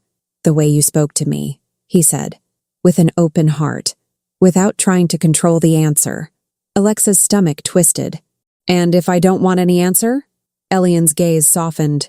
"Then choose refusal," he said. "No one will take your no from you here." Alexa believed him. That was the dangerous part. She stepped closer to the moonwell's edge. The air above it felt colder than the rest of the morning, as if the water held moonlight even in daylight. Alexa could feel her gift humming, the way it did when an animal waited just out of sight. Her fingers trembled. She forced them still by curling her hands into fists beneath her cloak. She didn't look at Halden. She didn't look at Sable. She looked into the water. The surface darkened, not in color but in depth, as if it opened inward. Alexa's reflection blurred, and for an instant she saw an image that wasn't the present. Herself, younger, standing in that orchard with bread in her hand, adults behind her whispering, a fox limping away with fear in its bones. Shame rose like heat. Alexa's throat tightened around the silver. She could have spoken a safe truth. A small truth. A truth that made her look brave. But the Moonwell was watching. The keep was listening. Her own body was tired of lies that kept her alive at the cost of her soul. Alexa drew a breath and spoke, not to the council, not to Elian the man, but to the wild presence she sensed under him. His wolf, quiet behind his eyes. "I'm afraid," she said, voice shaking once and then steadier, "that if someone chooses me, I'll become a reason they regret their own kindness." The clearing held still. Alexa continued, because the truth had opened, and now demanded the rest of itself. "I'm afraid I don't know how to be loved without paying for it," she whispered. "And I'm afraid that if I accept shelter, I'll mistake it for belonging and—" Her breath hitched. "And I'll never survive being sent away again." The Moonwell's surface rippled, not outward, upward, as if something beneath it had lifted its head. Alexa's skin prickled, her gift flared, and the world narrowed until she could feel only meaning. A presence, cold and clean. And then, unmistakably, an answer. No words at first, but a sensation so clear it might as well have been spoken. "Stay," the meaning came. Not trapped, not owned. Stay, because you choose. Alexa's eyes burned. She blinked hard. The gentler counselor's breath caught. "The wolf has answered," he said, voice hushed with awe he tried to hide. The silver at Alexa's throat went hot-warm, like sunlight poured through snow, and the invisible mark beneath it flared into visibility, pale, delicate lines like frost ink spreading over skin in a pattern that looked, impossibly, like a doorway half open. Alexa gasped softly. Elian went very still, his hand flexing once at his side as if he wanted to reach for her and refused to assume. The silver-haired counselor stepped forward, eyes fixed on the mark. "The answering is confirmed," she said, "and the mark has formed the door." Briar's posture tightened in surprise. Tess's mouth fell open, then snapped shut as if she'd decided to be respectful for exactly 1 second. "The door?" Alexa whispered. Elian's voice came rough, close. "It is an old clause," he said. And the way he said clause made it sound like something he'd clung to in the dark. A bond that cannot be left is not a bond. It is a cage. Alexa swallowed. "So I can leave," she said, more question than statement. "Yes," Elian said. "Immediate. Always." The clearing seemed to exhale. Halden stepped forward then, unable to hold himself any longer. This is absurd," he said, voice tight. "She cannot be elevated by a trick of water and whim." Alexa's stomach clenched, but Tess moved first, stepping between Alexa and Halden with the calm of a woman who had never been impressed by a man in a sash. "It's not whim," Tess said sweetly. "It's consequence. You should try it sometime." "Enough," Matron Sable snapped, though her eyes were locked on the mark like it offended her personal sense of order. The silver-haired counselor lifted a hand. "The caller has standing in Frosthold as of this moment," she declared. "And because the door has appeared, the caller's consent will be witnessed by the keep itself." Alexa's breath trembled. Consent witnessed. Not assumed. Not demanded. The counselor's gaze met Alexa's. "At dusk," she said, "the first hearth will call you to speak whether you accept shelter. Not romance, not possession. Shelter. The keep will remember your words." Alexa stared at the moonwell, at the water that held truth like it held sky. At dusk. Another ceremony. Another moment where everyone would watch her choose. Only this time, the choice would be hers in a way it had never been before. Elian's voice turned quiet, meant only for her. "You did not fail," he said, as if he could see the old fear twisting inside her. "You spoke truth. That is not failure." Alexa's throat tightened painfully. "And your wolf answered," she whispered. Elian's gaze held hers. "Yes," he said, and there was something unguarded in him now, something almost like wonder, "because you were heard." The mark beneath the silver cooled into a steady warmth again, like a promise that refused to be dramatic. But as Alexa turned away from the moonwell, She felt the keep's attention settle on her like a cloak. And somewhere deep in that attention, a new sensation stirred. Quiet, unmistakable, and strangely intimate. A door had opened, and something on the other side had been waiting for her name. By the time they returned to the keep, the sun had climbed enough to turn the frost into glitter. Alexa expected to feel triumphant. Instead, she felt hollowed out, as if her truth had carved space inside her that could no longer be filled with polite pretending. Every time she swallowed, the silver at her throat reminded her the world had witnessed something irreversible. The door. She kept thinking of the mark's pattern, frost ink lines like a threshold half open, and the way the council had said the keep itself would remember her consent. Remember. The word made her want to both laugh and run. Tess walked beside her, unusually quiet for 3 whole steps, which might have been a record. Then she exhaled hard and said, "Okay, I officially hate destiny." Alexa glanced at her. "Because it's dramatic?" "No," Tess said. "Because it's smug." A sound almost like a laugh slipped from Alexa's throat, and it surprised her with how close it was to relief.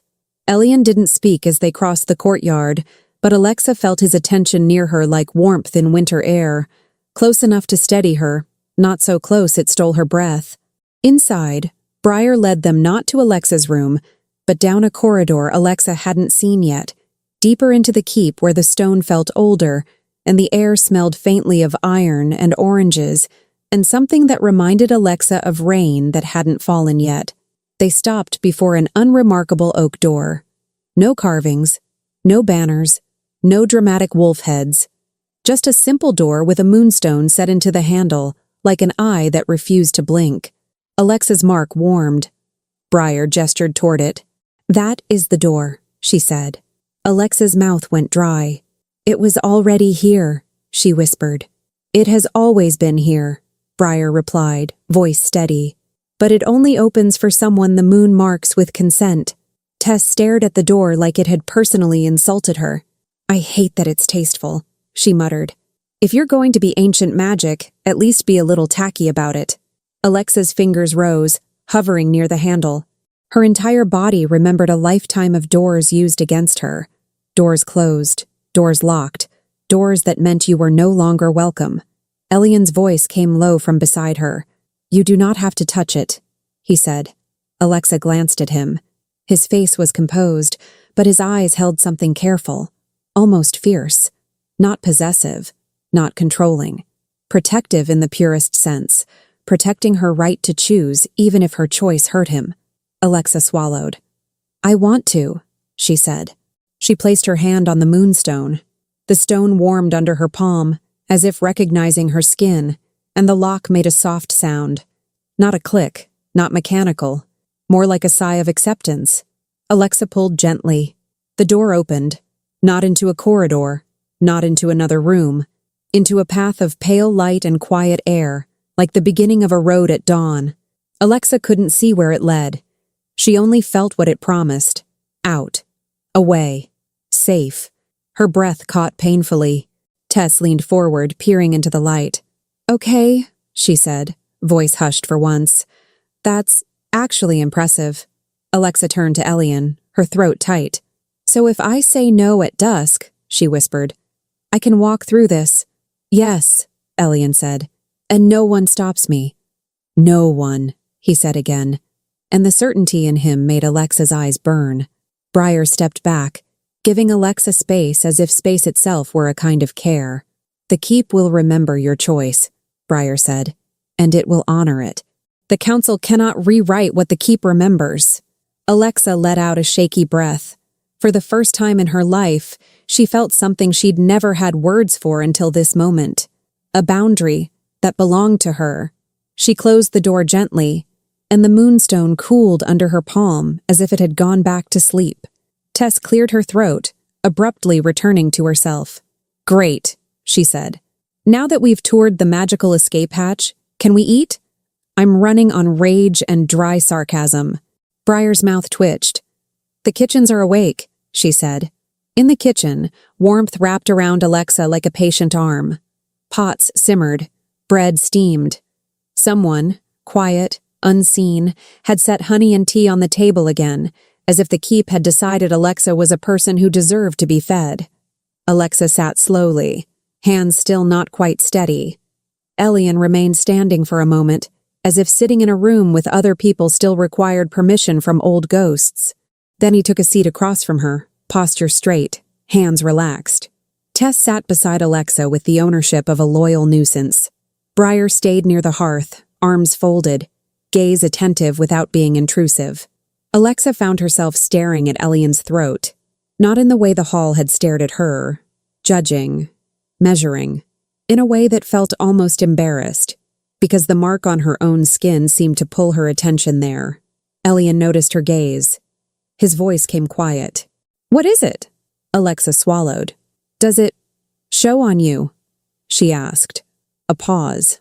Elian's fingers lifted, not to his throat but to the edge of his collar, as if deciding whether to reveal something he'd kept hidden for years. He didn't undress, didn't bare skin for spectacle. He simply drew the collar aside enough for Alexa to see. A faint pattern sat at the base of his throat, pale as frost under moonlight. Not her mark. A complement to it. A delicate line like a threshold mirrored in reverse. Alexa's breath caught. "It's there," she whispered. Elian let the collar fall back into place. "It appeared when the wolf answered," he said. Tess made a small, satisfied sound. "Mutual," she murmured, then added, "As it should be." Alexa's fingers curled around her cup. The tea smelled of chamomile and orange peel, grounding in a way her thoughts were not. "Why were you silent?" Alexa asked suddenly, because if she didn't ask now, she would carry the question like a stone for weeks. "Really?" Elian's gaze held hers, and something in him seemed to brace. Not against her, but against the act of speaking. He drew a slow breath. "Because my voice does not behave," he said. Alexa blinked. "Your voice?" Elian's jaw tightened. "There is an old trait in the line of Frostwood," he said carefully. "When a king speaks in command, wolves listen. Not as a choice, as a pull." Alexa felt cold slide through her chest. Not fear of him harming her, but fear of what it meant for him to live inside that kind of power. Elian's eyes stayed steady.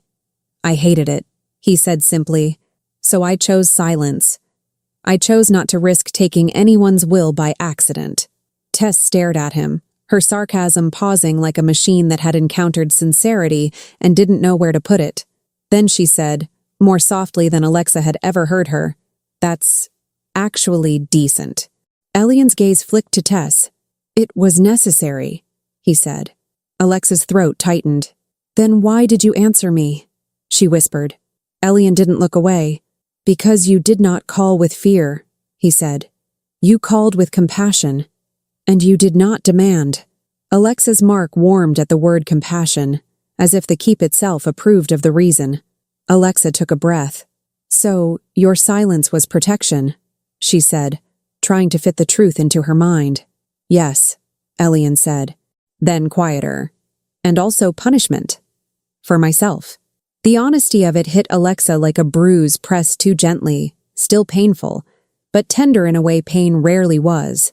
The gray cat appeared at Alexa's feet as if summoned by the word punishment.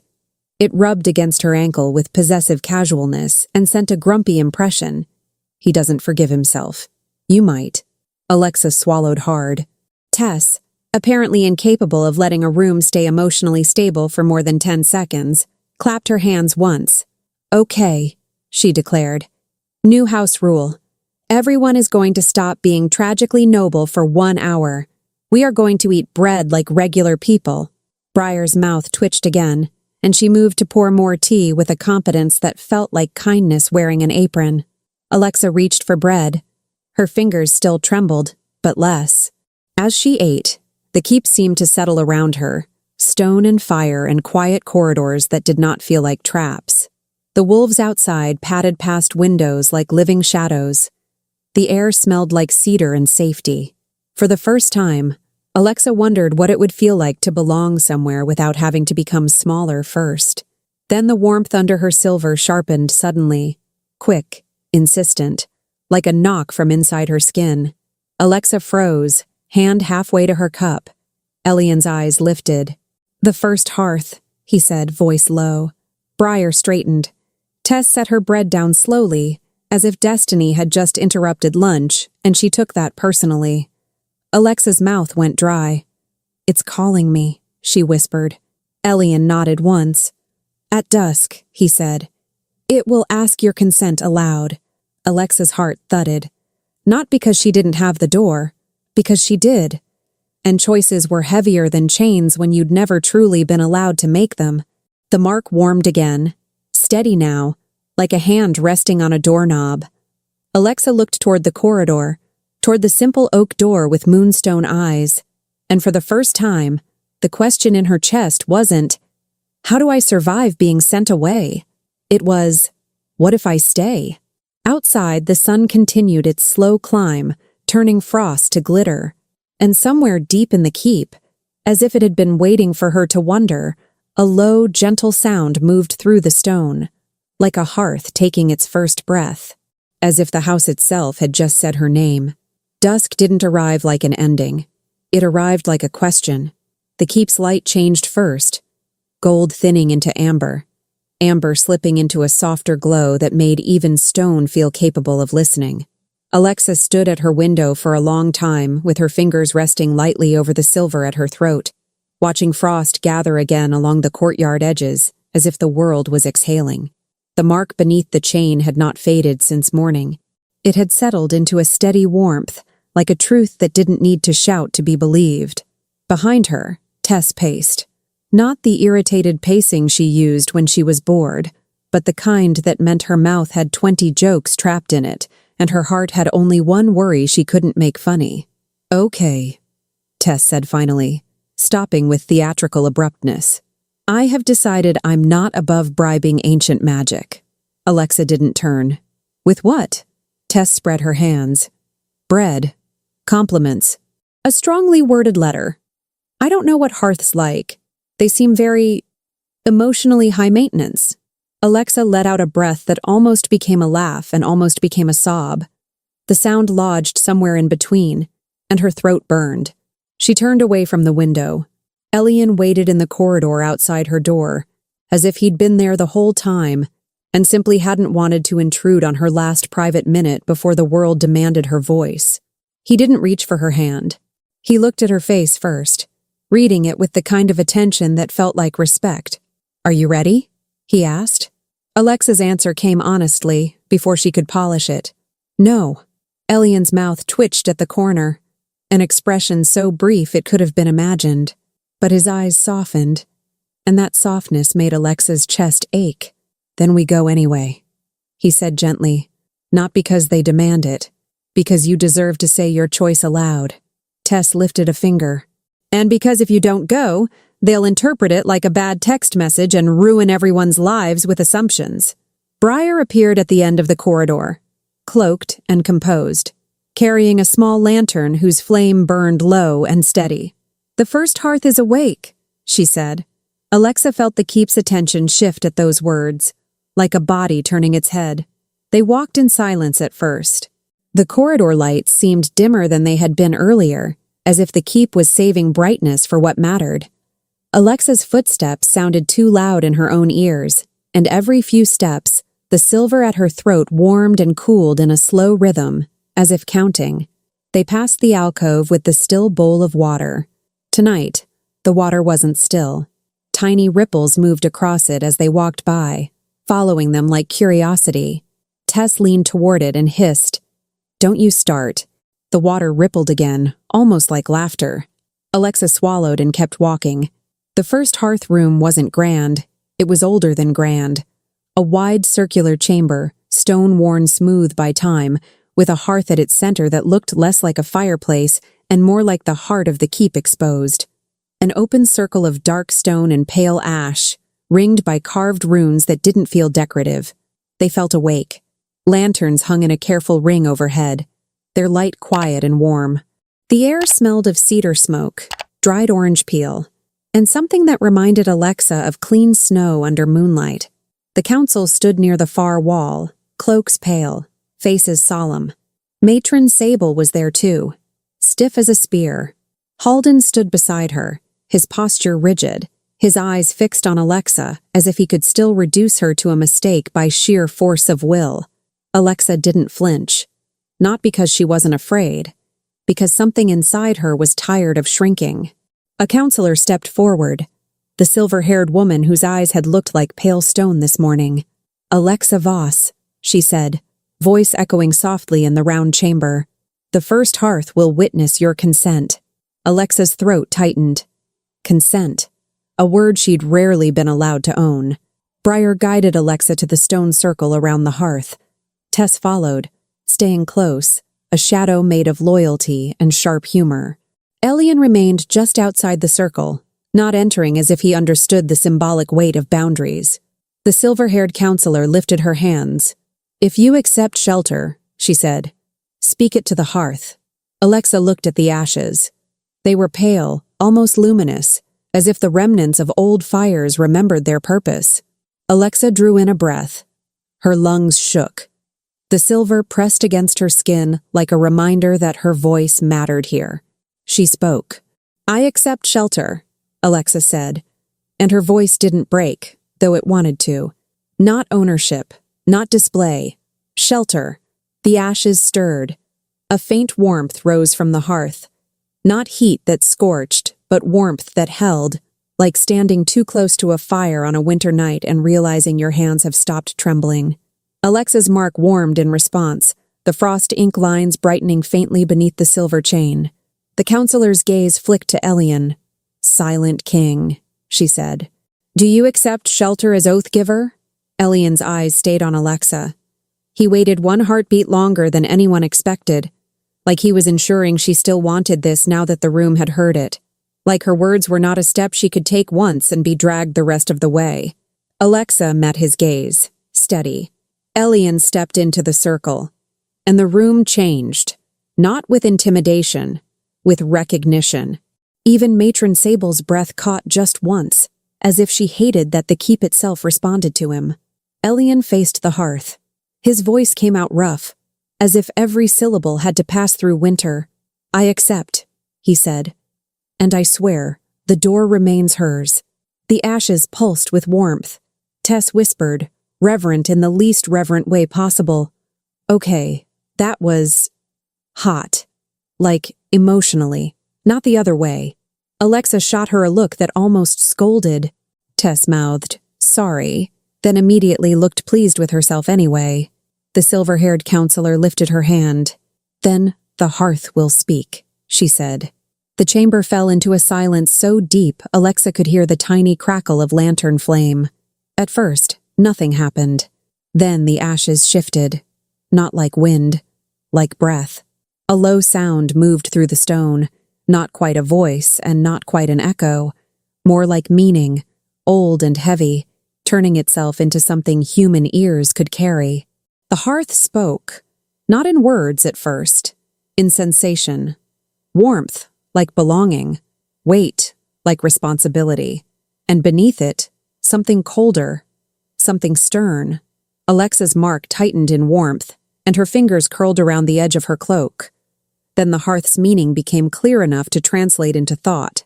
A door must cost something. Alexa's stomach dropped. Elian's posture went very still. The silver-haired counselor's face tightened as if she already knew and wished she didn't. Alexa's voice came out thin. "What does it mean?" The hearth's warmth shifted, and the cold beneath it sharpened. Not cruelty, but rule. A door that cannot be forced, must be protected from force. Alexa's breath hitched as comprehension began to claw its way into her ribs. Elian spoke first, voice low. "No," he said, and the word wasn't disobedience. It was fear, controlled, quiet. The hearth answered, relentless in its calm. The king's voice is force. Alexa's skin went cold. Elian's throat flexed, as if his own voice had become a weight he'd carried for too long and knew too well. The hearth continued. To keep the door true, the king must surrender the winter tongue. Tess made a small, strangled sound. "I'm sorry," she whispered. "The what?" Briar's face drained of color. Matron Sable's eyes widened. not with sympathy, but with the sharp, hungry look of someone realizing a rule might do what she couldn't. Alexa took one unsteady step forward.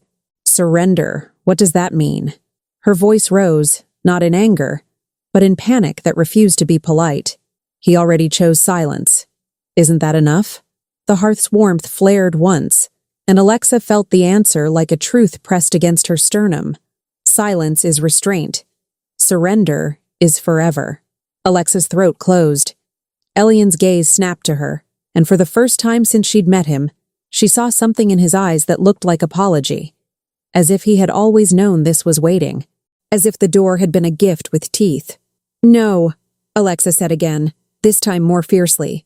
I didn't accept shelter for this. I didn't. Elian's voice cut through gently, not commanding. Alexa, he said, and her name sounded like a hand reaching for her in the dark.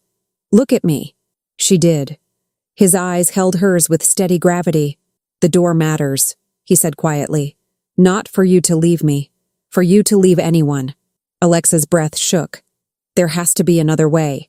Elian's mouth tightened. If there is, he said, we will find it. Tess stepped forward, planting herself at the edge of the circle like a tiny, furious guardian.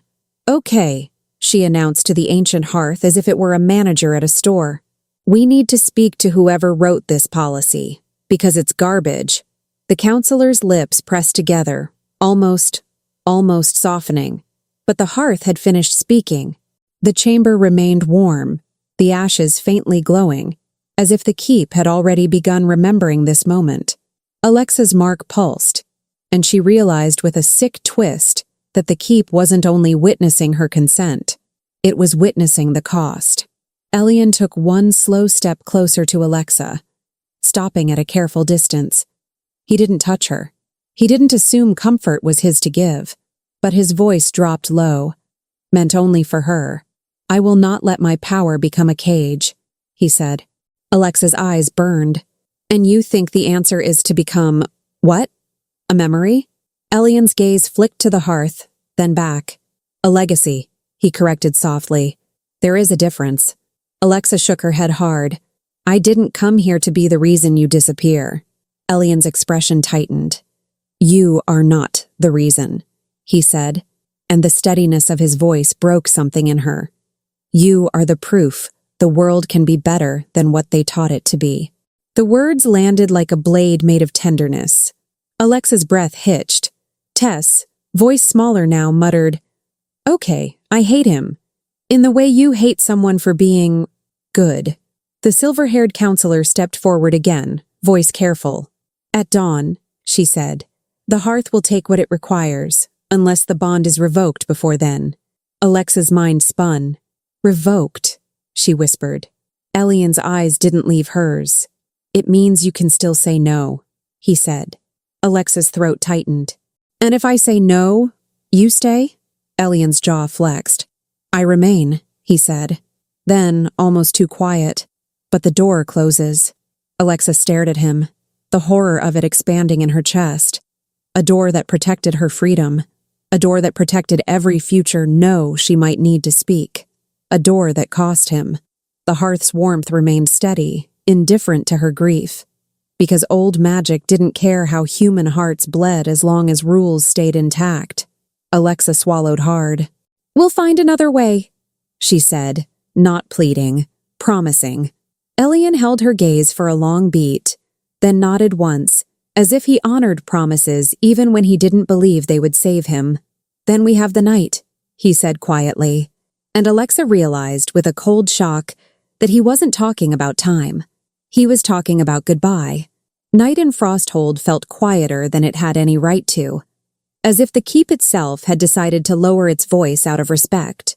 Alexa moved through the corridors like a woman walking inside a dream she did not want to wake from.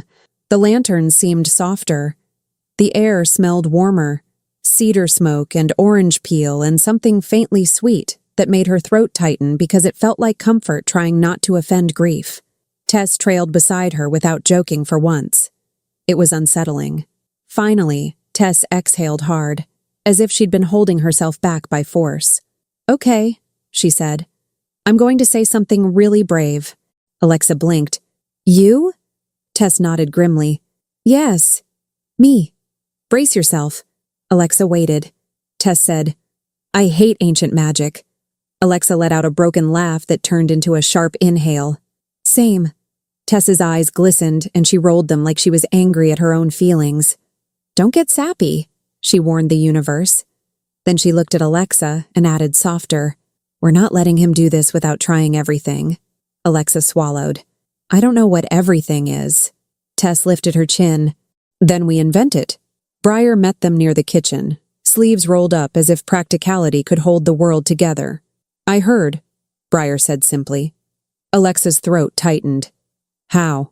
Briar's gaze flicked upward, as if listening to the stone itself. The keep carries news, she said. It always has. Alexa's mark warmed faintly, as if confirming it. Briar stepped closer, voice lower. There may be a way to bargain, she said, careful. Not with the hearth, with what the hearth fears. Alexa frowned. The hearth fears something? Briar nodded once. A king's voice that takes choice, she said. It fears coercion more than it fears pain. Alexa's chest tightened. Elian's voice isn't coercion. He never... I know, Briar said. But the line of Frosthold was not always careful. Alexa's stomach twisted. Tess made a sound like a scoff that didn't have enough air behind it to be real. Of course, she muttered. A family curse, but make it ethical. Alexa stared at Briar. So what do we do? Briar's gaze sharpened. We prove, she said, that Elian's voice can never become force again, without taking him from the world. Alexa's breath caught. How? Briar hesitated. That hesitation was worse than bad news, because it meant the answer was going to cost someone. There is an old role, Briar said finally. A voice keeper. Alexa went still. Briar continued, voice careful as if each word might shatter. A voice keeper holds the king's winter tongue within their own consent, not as possession, as a lock that only opens with permission. Tess blinked. So, like, emotional escrow? Briar's mouth twitched once, then steadied. If you prefer. Alexa's mark warmed, then cooled, as if it had become suddenly alert. Alexa's voice came out hoarse. And the cost? Briar's gaze softened, almost apologetic. The voice keeper cannot keep another wild gift, she said. The keep will not allow it. It considers that too much power in one soul. Alexa's lungs tightened. Her gift, her door to animals, her one pure language, the one thing that had loved her back without requiring proof. Tess's face changed, sharp anger flickering over it like flame. Absolutely not, she said immediately. No. Nope. Unsubscribe from this entire reality. Alexa's hands went cold. If I become a voice keeper, I lose my ability to hear them, she whispered. Briar nodded once. Yes. Alexa's throat burned. The gray cat appeared at the corridor's edge as if summoned by the mention of losing something. It padded toward Alexa with slow authority and sat by her feet, looking up. Its meaning poured into Alexa, unusually clear, unusually intense. Choice is pain. Love is choosing anyway. Alexa's eyes stung. She crouched and rested her fingertips near the cat's head without touching. An old habit of respect, even with creatures she understood. I don't want to lose you, she whispered. The cat's tail flicked. Its meaning came again, stubborn and certain. You won't. Not like that. Alexa swallowed hard, rising. Where is Elian? She asked. Briar hesitated. In the North Hall, she said. With the hearthstone. Alexa's pulse kicked. She moved before her fear could convince her to be patient. The North Hall was colder, the stone darker, the air thinner. At its end was a room with a single tall window and a stone pedestal holding a pale, smooth rock that looked ordinary until you stood near it. Then you felt it. A quiet gravity. A pull of vows. Elian stood with his back to the door, hands braced on the pedestal as if he were listening to the stone speak. He turned when Alexa entered. His eyes met hers, and in that instant, Alexa knew. He had already decided to give himself to the hearth at dawn if she didn't revoke shelter. He had already accepted becoming a legacy. Alexa hated that her heart admired him for it. "Don't," she said, the word coming out raw. Elian's gaze softened. "Alexa, I know about the voice keeper," she said, cutting him off because if she let him speak gently, she might collapse into agreeing with him. "I can do it." Elian went very still. His voice came careful. "You should not have to lose your gift for my sake." Alexa's laugh broke in her throat. "You shouldn't have to disappear for mine." Elian took one slow step closer, stopping at the distance that respected her space. "You did not ask for this," he said quietly. "I'm asking now," Alexa said, and her voice shook with fury that had nowhere else to go. "I'm asking you to let me choose sacrifice too." Something flickered across his face. Pain, sharp and controlled. He stared at her throat, at the silver, at the mark. Then his gaze rose again. "Your gift is not just magic," he said. "It is you." Alexa swallowed. "So are you." Silence expanded between them, thick and trembling. Tess appeared in the doorway, arms crossed, chin lifted like she was about to argue with the entire universe. "I'd like to submit a formal complaint," she announced, voice bright with contained grief. "Both of you are being noble in a way that is extremely inconvenient to everyone who loves you." Elian's gaze shifted to Tess. For a moment, the corner of his mouth moved. Almost a smile, almost gratitude. Then he looked back to Alexa, and his voice turned softer than she'd heard it yet. "I cannot accept a world where you are stripped of the one language that has never betrayed you," he said. Alexa's eyes burned. "And I cannot accept a world where you become a story I tell other people because I didn't fight hard enough." Elian inhaled slowly. When he spoke again, the words came like truth, carved out of ice. "I have been silent for years," he said. "Not because I had nothing to say. Because I was afraid my voice would take choice from others." Alexa's throat tightened. "And then," Elian continued, eyes locked on hers, "you called me with compassion. You offered me a doorway back into being human." Alexa shook her head, breath trembling. "Then stay human." Elian's gaze flickered. Anguish, bright and fast. "I will," he said quietly, "in the only way I know how." Alexa froze. Elian turned slightly toward the pedestal, resting his fingertips against the pale stone as if it were a living thing. "The hearthstone remembers every vow made in this keep," he said. "It also remembers every loophole." Tess stepped forward. "Oh," she whispered. "He's about to do something dramatic." Elian's eyes met Alexa's again. "The hearth demands surrender of the winter tongue," he said. "But it does not demand surrender of the heart." Alexa's breath caught. "What are you saying?" Elian's voice roughened. "Tonight," he said, "I can bind my winter tongue into the hearthstone itself, sealed by my consent, not taken, given." Alexa's pulse thundered. "And then?" "And then," Elian said, "I will be a king without the force the hearth fears." Hope surged so hard Alexa almost stumbled. "So you won't have to disappear." Elian's eyes darkened with something that looked like grief. "It will cost me," he admitted. Alexa's hope faltered. "What cost?" Elian's hand tightened on the stone. "The part of me that answers aloud," he said. "The part that can speak your name." Alexa's chest constricted. Not his life, not a disappearance, but a return to silence. A silence chosen, not as punishment, but as protection. Alexa's eyes flooded. "No," she whispered, because it still felt unbearable.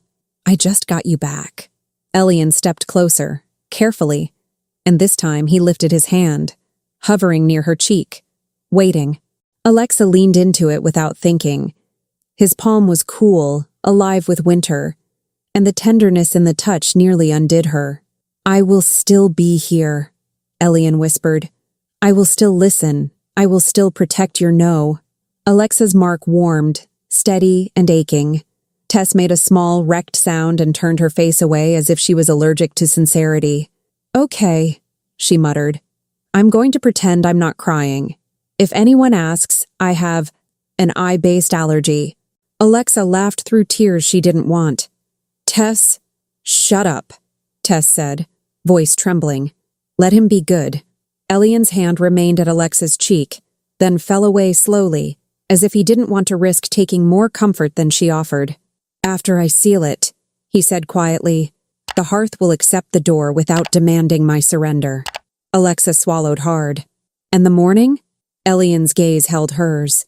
"The council will witness," he said, "and the keep will remember." Alexa's throat tightened. "And you won't be able to—" Elian's eyes softened. "Speak," he finished for her. The loss struck Alexa like a physical thing, because his voice had been rare, and rare things, once found, hurt more to lose. Alexa pressed her forehead to his chest, breathing in the scent of pine and snow and something steady beneath it that felt like home, trying to become real. "Say it once," she whispered into his coat, "before you can't." Elian's breath caught. He lifted his hand and rested it lightly at the back of her head, not gripping, not claiming, simply there. "Alexa," he said, and her name fell into the room like warmth into winter. Alexa closed her eyes and held it inside her like a candle. Then Elian stepped back, turning toward the hearthstone with the quiet resolve of someone who had learned how to suffer without making it anyone else's burden. Tess wiped her face aggressively. "Fine," she muttered. "Do the noble thing. But if the house tries to take your eyebrows too, I'm intervening." Elian's mouth twitched, his last almost smile. Alexa's mark pulsed once, like the keep had leaned closer. Elian placed both hands on the hearthstone. The lantern light dimmed, not out of fear, out of reverence. The stone warmed under his palms, and Alexa felt it, felt the shift in the air, the way the keep seemed to inhale. Elian whispered something Alexa couldn't fully hear, not words as much as intention. Consent braided into vow, restraint made permanent. The hearthstone answered with a low hum, like a heart remembering how to beat. Alexa's silver warmed sharply. The mark brightened. And then, softly, almost tenderly, the warmth at Alexa's throat steadied into something calm, as if a door had been secured from the inside. Elian exhaled. When he lifted his head, his eyes met Alexa's. He opened his mouth, and no sound came, not because he was forced, because he had given it away. Alexa's breath shattered. Elian's gaze held hers, fierce with meaning, as if he were speaking anyway. "I chose this. I am here. Do not revoke what you wanted."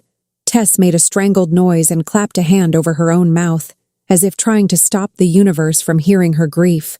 Alexa stepped forward, hands trembling, and placed her palm over Elian's heart through his coat. It beat, strong, steady, alive, still here. But the silence between them had changed. It was no longer absence. It was sacrifice. Alexa looked up into his eyes, and she saw it there. The legacy he was leaving her, not in children or titles, but in a new law made real. A powerful man who would rather lose his voice than risk taking her choice. The keep's lanterns brightened again, quietly, as if the house itself approved. And somewhere deep in the stone, the first hearth breathed, warm, satisfied, remembering. Alexa realized, with a cold shock, what the council would say at dawn. They would call it a miracle. They would call it tradition. They would call it necessary. But Alexa would call it what it was. Love, chosen the hard way. Elian reached into his coat and drew out a folded paper, already written, edges worn as if it had been carried a long time. He placed it gently in Alexa's hands. A letter. A legacy. Alexa stared down at it, throat tight, then up at him again. His eyes said what his voice no longer could. "Read it when you need me." And Alexa understood, with a grief so sharp it felt like truth, that the final shock of this story wasn't going to be death. It was going to be silence that lived on. A silence that would echo through the keep forever, like his name carved into warmth. And as Alexa held the letter to her chest, the doormark beneath her silver pulsed once, steady and brave, as if whispering the only promise that mattered now. She would not be caged, even by heartbreak.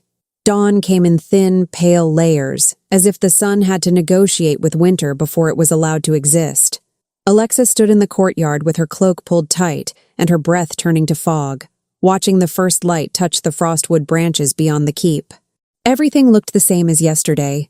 Stone, snow, amber windows. Yet the air felt different, like the world had taken a vow while she slept. Behind her, Tess shifted from foot to foot, arms folded so hard she looked like she was trying to hold her own heart inside her ribs. "If anyone says the phrase by ancient tradition today," Tess murmured, "I'm going to bite them." Respectfully. Briar shot Tess a look that should have been stern, but it softened at the edges the way it always did when she was pretending she hadn't started caring. "Try not to," Briar said. "The council enjoys a spectacle. They can enjoy this," Tess whispered back. "I'm spectacular." Alexa barely heard them. Her attention kept sliding, unwanted, relentless, toward the North Hall, toward the hearthstone room where Elian had placed both hands on pale stone and given the world the one thing it had always demanded of him, his voice. She tasted grief like metal at the back of her throat. It wasn't just that she would never hear him speak again. It was the cruel timing of it, the way fate had offered her something rare and then snatched it away the moment she reached for it. As if love was a door that opened only long enough to prove it could. The silver chain at her throat warmed faintly, not warning, warm, not calling warm, steadied, like the keep itself was holding her upright. A low chime echoed through the courtyard. One note, clean and quiet, traveling through stone as if the keep had bones, and this was their language. The first hearth summons, gentle as it had been relentless. Briar straightened. Tess's jaw tightened. Alexa's fingers curled into the edge of her cloak. They went. The first hearth chamber was warmer than the corridor, its light softer, the air thick with cedar smoke and orange peel. Lanterns glowed in their careful ring, and the pale ash at the center hearth looked undisturbed, as if last night's judgment had been absorbed into the stone and filed away. The council was already there, cloaks pale, faces grave. Matron Sable stood at the edge of them, ring catching lantern light like a blade. Halden stood beside her, posture rigid, as if he could hold dignity together by force of muscle. Elian stood within the hearth circle, still, quiet. His eyes found Alexa the moment she entered, and her chest tightened so sharply she almost stumbled. He looked the same as he always had since she met him. Dark layers, winter in his posture, restraint pulled taut. But something essential had shifted. Not weakness, not less. A sealed door behind the eyes. Alexa swallowed, forcing herself to step forward until she stood at the edge of the circle. Elian didn't reach for her hand. He didn't ask her to come closer. He waited, the way he always did, honoring the boundary as if it were sacred. The silver-haired counselor stepped forward, voice carrying easily in the round chamber. "We gather to witness the bond of shelter, confirmed by the door," she said, and her gaze flicked to Alexa's throat, where frost ink lines lay faint and real beneath the silver chain. "We gather to witness the king's surrender of the winter tongue. Freely given." Alexa's stomach twisted. Freely given. As if freedom made loss lighter. The gentler counselor spoke next, softer but no less precise. "The hearth has accepted the door without coercion," he said. "A new precedent has been carved into Frosthold. Power will not outweigh consent within these walls." Tess made a small sound like she was holding back applause and a threat at the same time. Alexa couldn't look away from Elian. He met her gaze and held it, fierce with meaning he could no longer translate into sound. The silver-haired counselor lifted her hands again. "Now," she said, "we must speak what the old law requires us to speak, though it has not been spoken in many generations." A pause. Heavy. "A king who surrenders the winter tongue," she continued, "cannot remain king." The words landed like a sudden drop in temperature. Alexa's breath caught. Tess made a strangled noise. Briar went still, as if the keep's stone had tightened around her spine. Halden's lips parted, then pressed together, his eyes sharpening with something that looked like relief disguised as outrage. Matron Sable's gaze snapped to Elian with a hungry brightness, as if she'd just been handed a weapon she hadn't earned. Alexa stepped forward without permission. "No," she said, voice cracking. "That wasn't the bargain. That wasn't—" The gentler counselor's eyes softened. regret flickering through the formality. "It is the price of preventing coercion," he said. "A king without the winter tongue cannot command wolves, cannot bind wills, cannot carry the weight of that title's ancient force." Alexa turned toward Elian, pleading with her eyes. He didn't flinch. He looked almost prepared, as if he'd known last night would cost him more than silence, and he'd offered it anyway. The silver-haired counselor's voice became ceremonial, each word placed like stone. "The title passes to the doorbearer," she said. "The hearth has already accepted her consent. The keep has already remembered her voice. Frostwood has already begun to recognize her as its boundary." Alexa's heartbeat stuttered. "Me," she whispered. Tess's hand flew to her own chest. "Oh my," she began, then stopped herself, swallowing hard. "Okay, no, this is too much destiny before coffee." Alexa's vision blurred at the edges, and for a moment she felt like she was back in the moonbound hall with eyes devouring her, deciding her worth in public.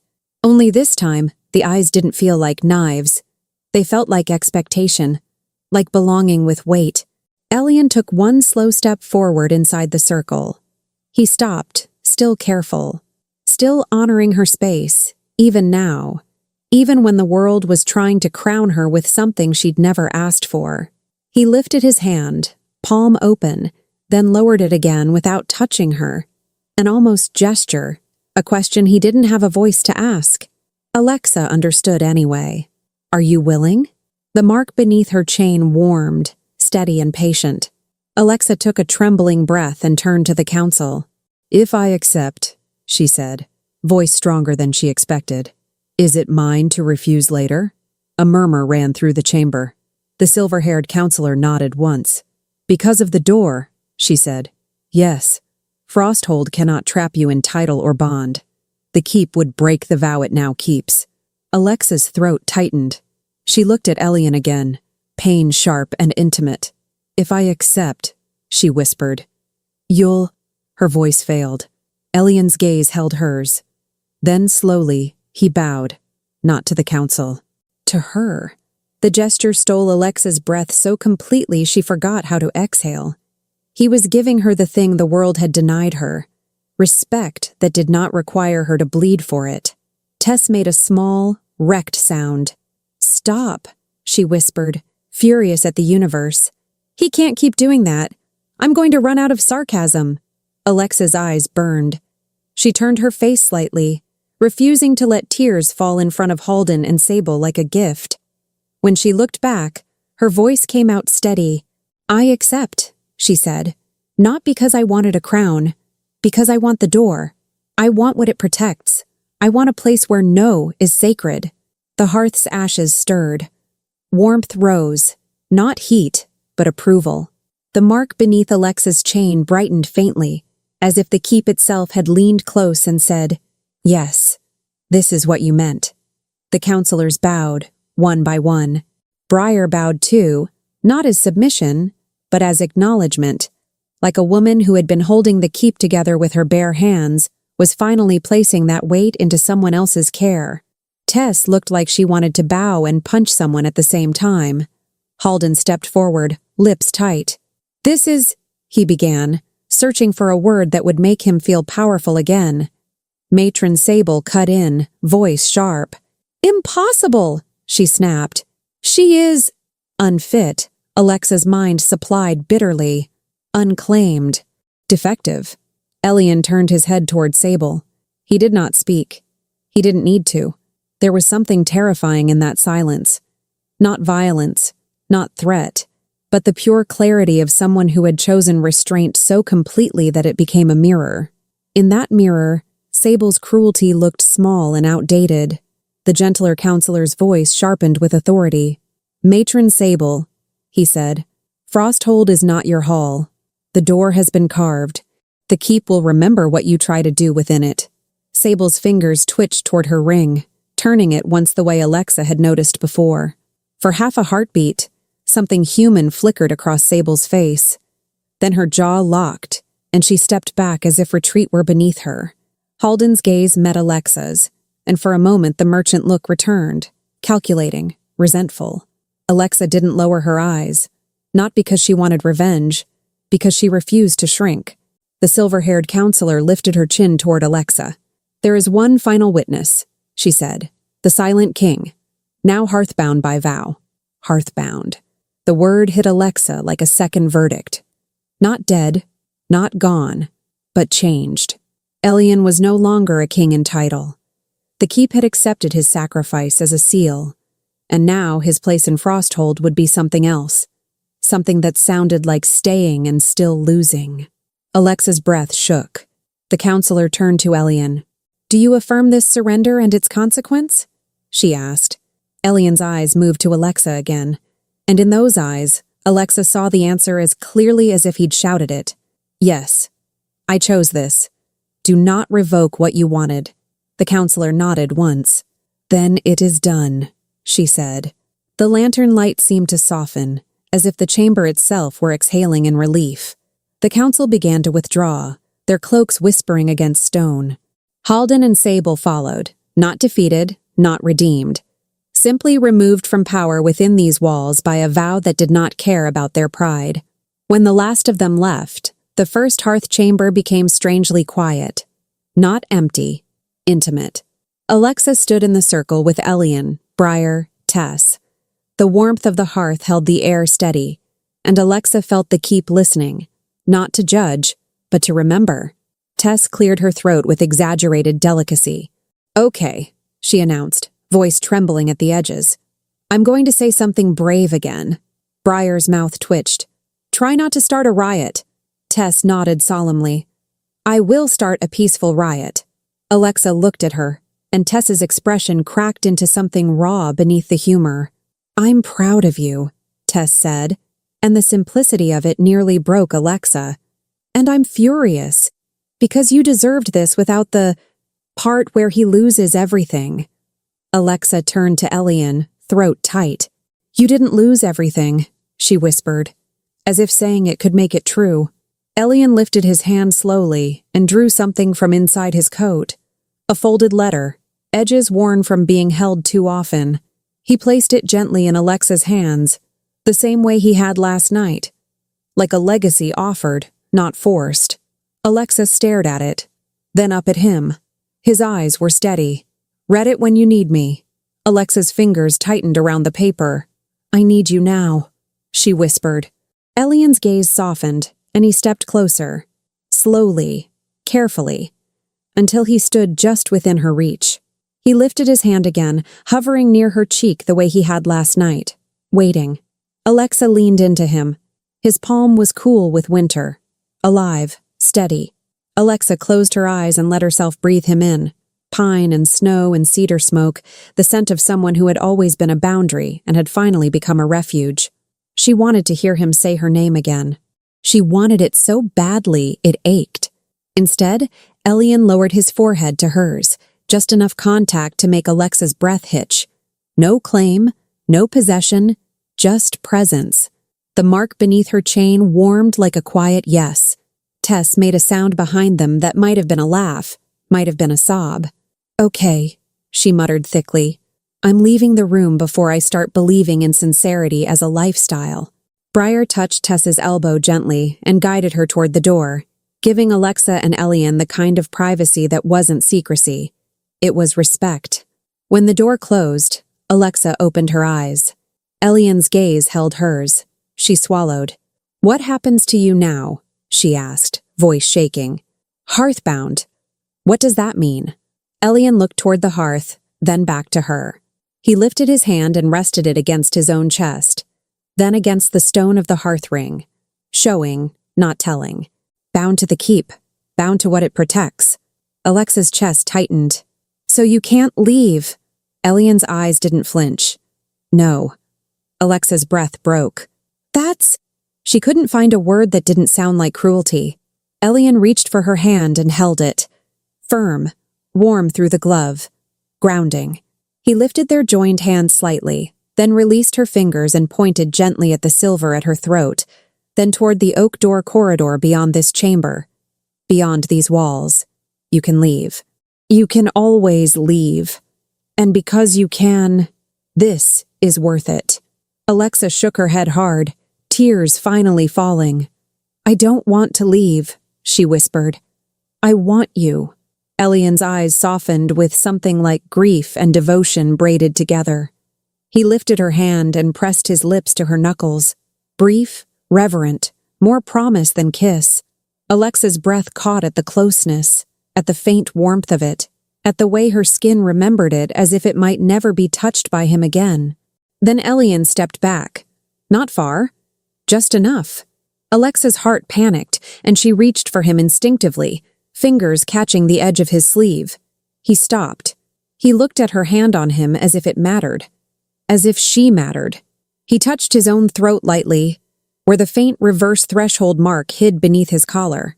Then he touched the hearthstone ring. Then he looked at her. His eyes said it plainly. "I cannot give you my voice. But I can give you my life, here, steady, listening, so you never have to beg for safety again." Alexa pressed the letter to her chest, shaking. "I don't know how to be a queen," she whispered. Elian's gaze warmed. He lifted his hand and pointed at her mouth, then at the hearth, then at the door mark.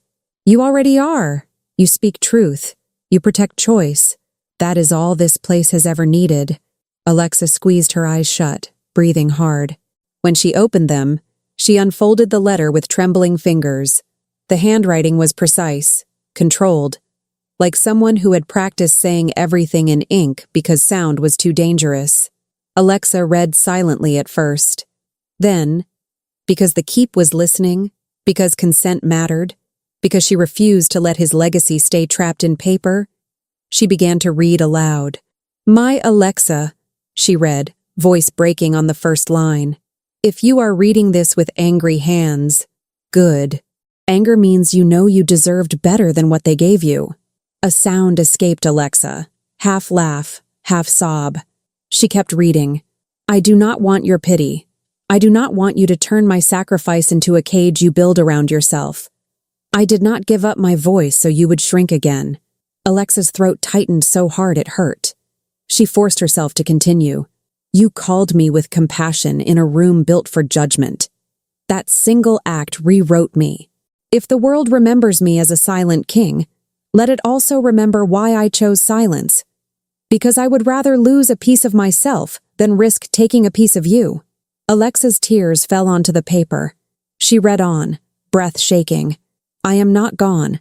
I am here. I will listen to every step you take through these halls. When the keep warms at your anger, it is me agreeing with you. When the lanterns soften, it is me trying to soothe you. When the door stays open, it is me saying, always." Alexa pressed her fingers to her mouth. The grief was so sharp it felt like devotion. The letter continued, and Alexa's voice steadied through the pain. "Give Tess a title. She will hate it. Give Briar rest. She will pretend she doesn't need it. Feed the wolves with your own hands at least once so they know you are not a symbol. You are a person. And when you doubt yourself, go to the moonwell and speak the truth again. The moon does not bless perfection. It blesses honesty." Alexa looked up from the letter, eyes wet. Elian stood utterly still, watching her like she was the sun he couldn't touch but had chosen to orbit anyway. Alexa read the last lines, voice almost a whisper. "Your gift was never your flaw. Your gift was the proof you were made to translate love into language. Even if I cannot speak, you will still understand me. That is not fate's cruelty. That is fate's mercy." Alexa's breath broke. She lowered the letter slowly and held it to her chest, as if it could keep her heart from falling apart. Elian took a slow step forward and placed his hand over the letter where it pressed against her breastbone, his palm covering the place his words now lived. Alexa leaned into him again, and he let her, steady as stone warmed by fire. They stood like that for a long time, the new queen and the silent man who had chosen to become a boundary so she would never again be used like a bargaining chip. When Alexa finally pulled back, she wiped her face with a shaky laugh. "You know?" she whispered, voice wet with tears. "This is the cruelest kind of romantic." Elian's eyes softened, and the faintest expression moved across his mouth, almost a smile, not quite, like a memory of humor. Alexa swallowed. "I'll make it mean something. she promised him. "I'll make this place worthy of you." Elian's gaze held hers, fierce and calm. Then he bowed again, small, private, like he believed her. The hearth's ashes stirred once, gentle as breath.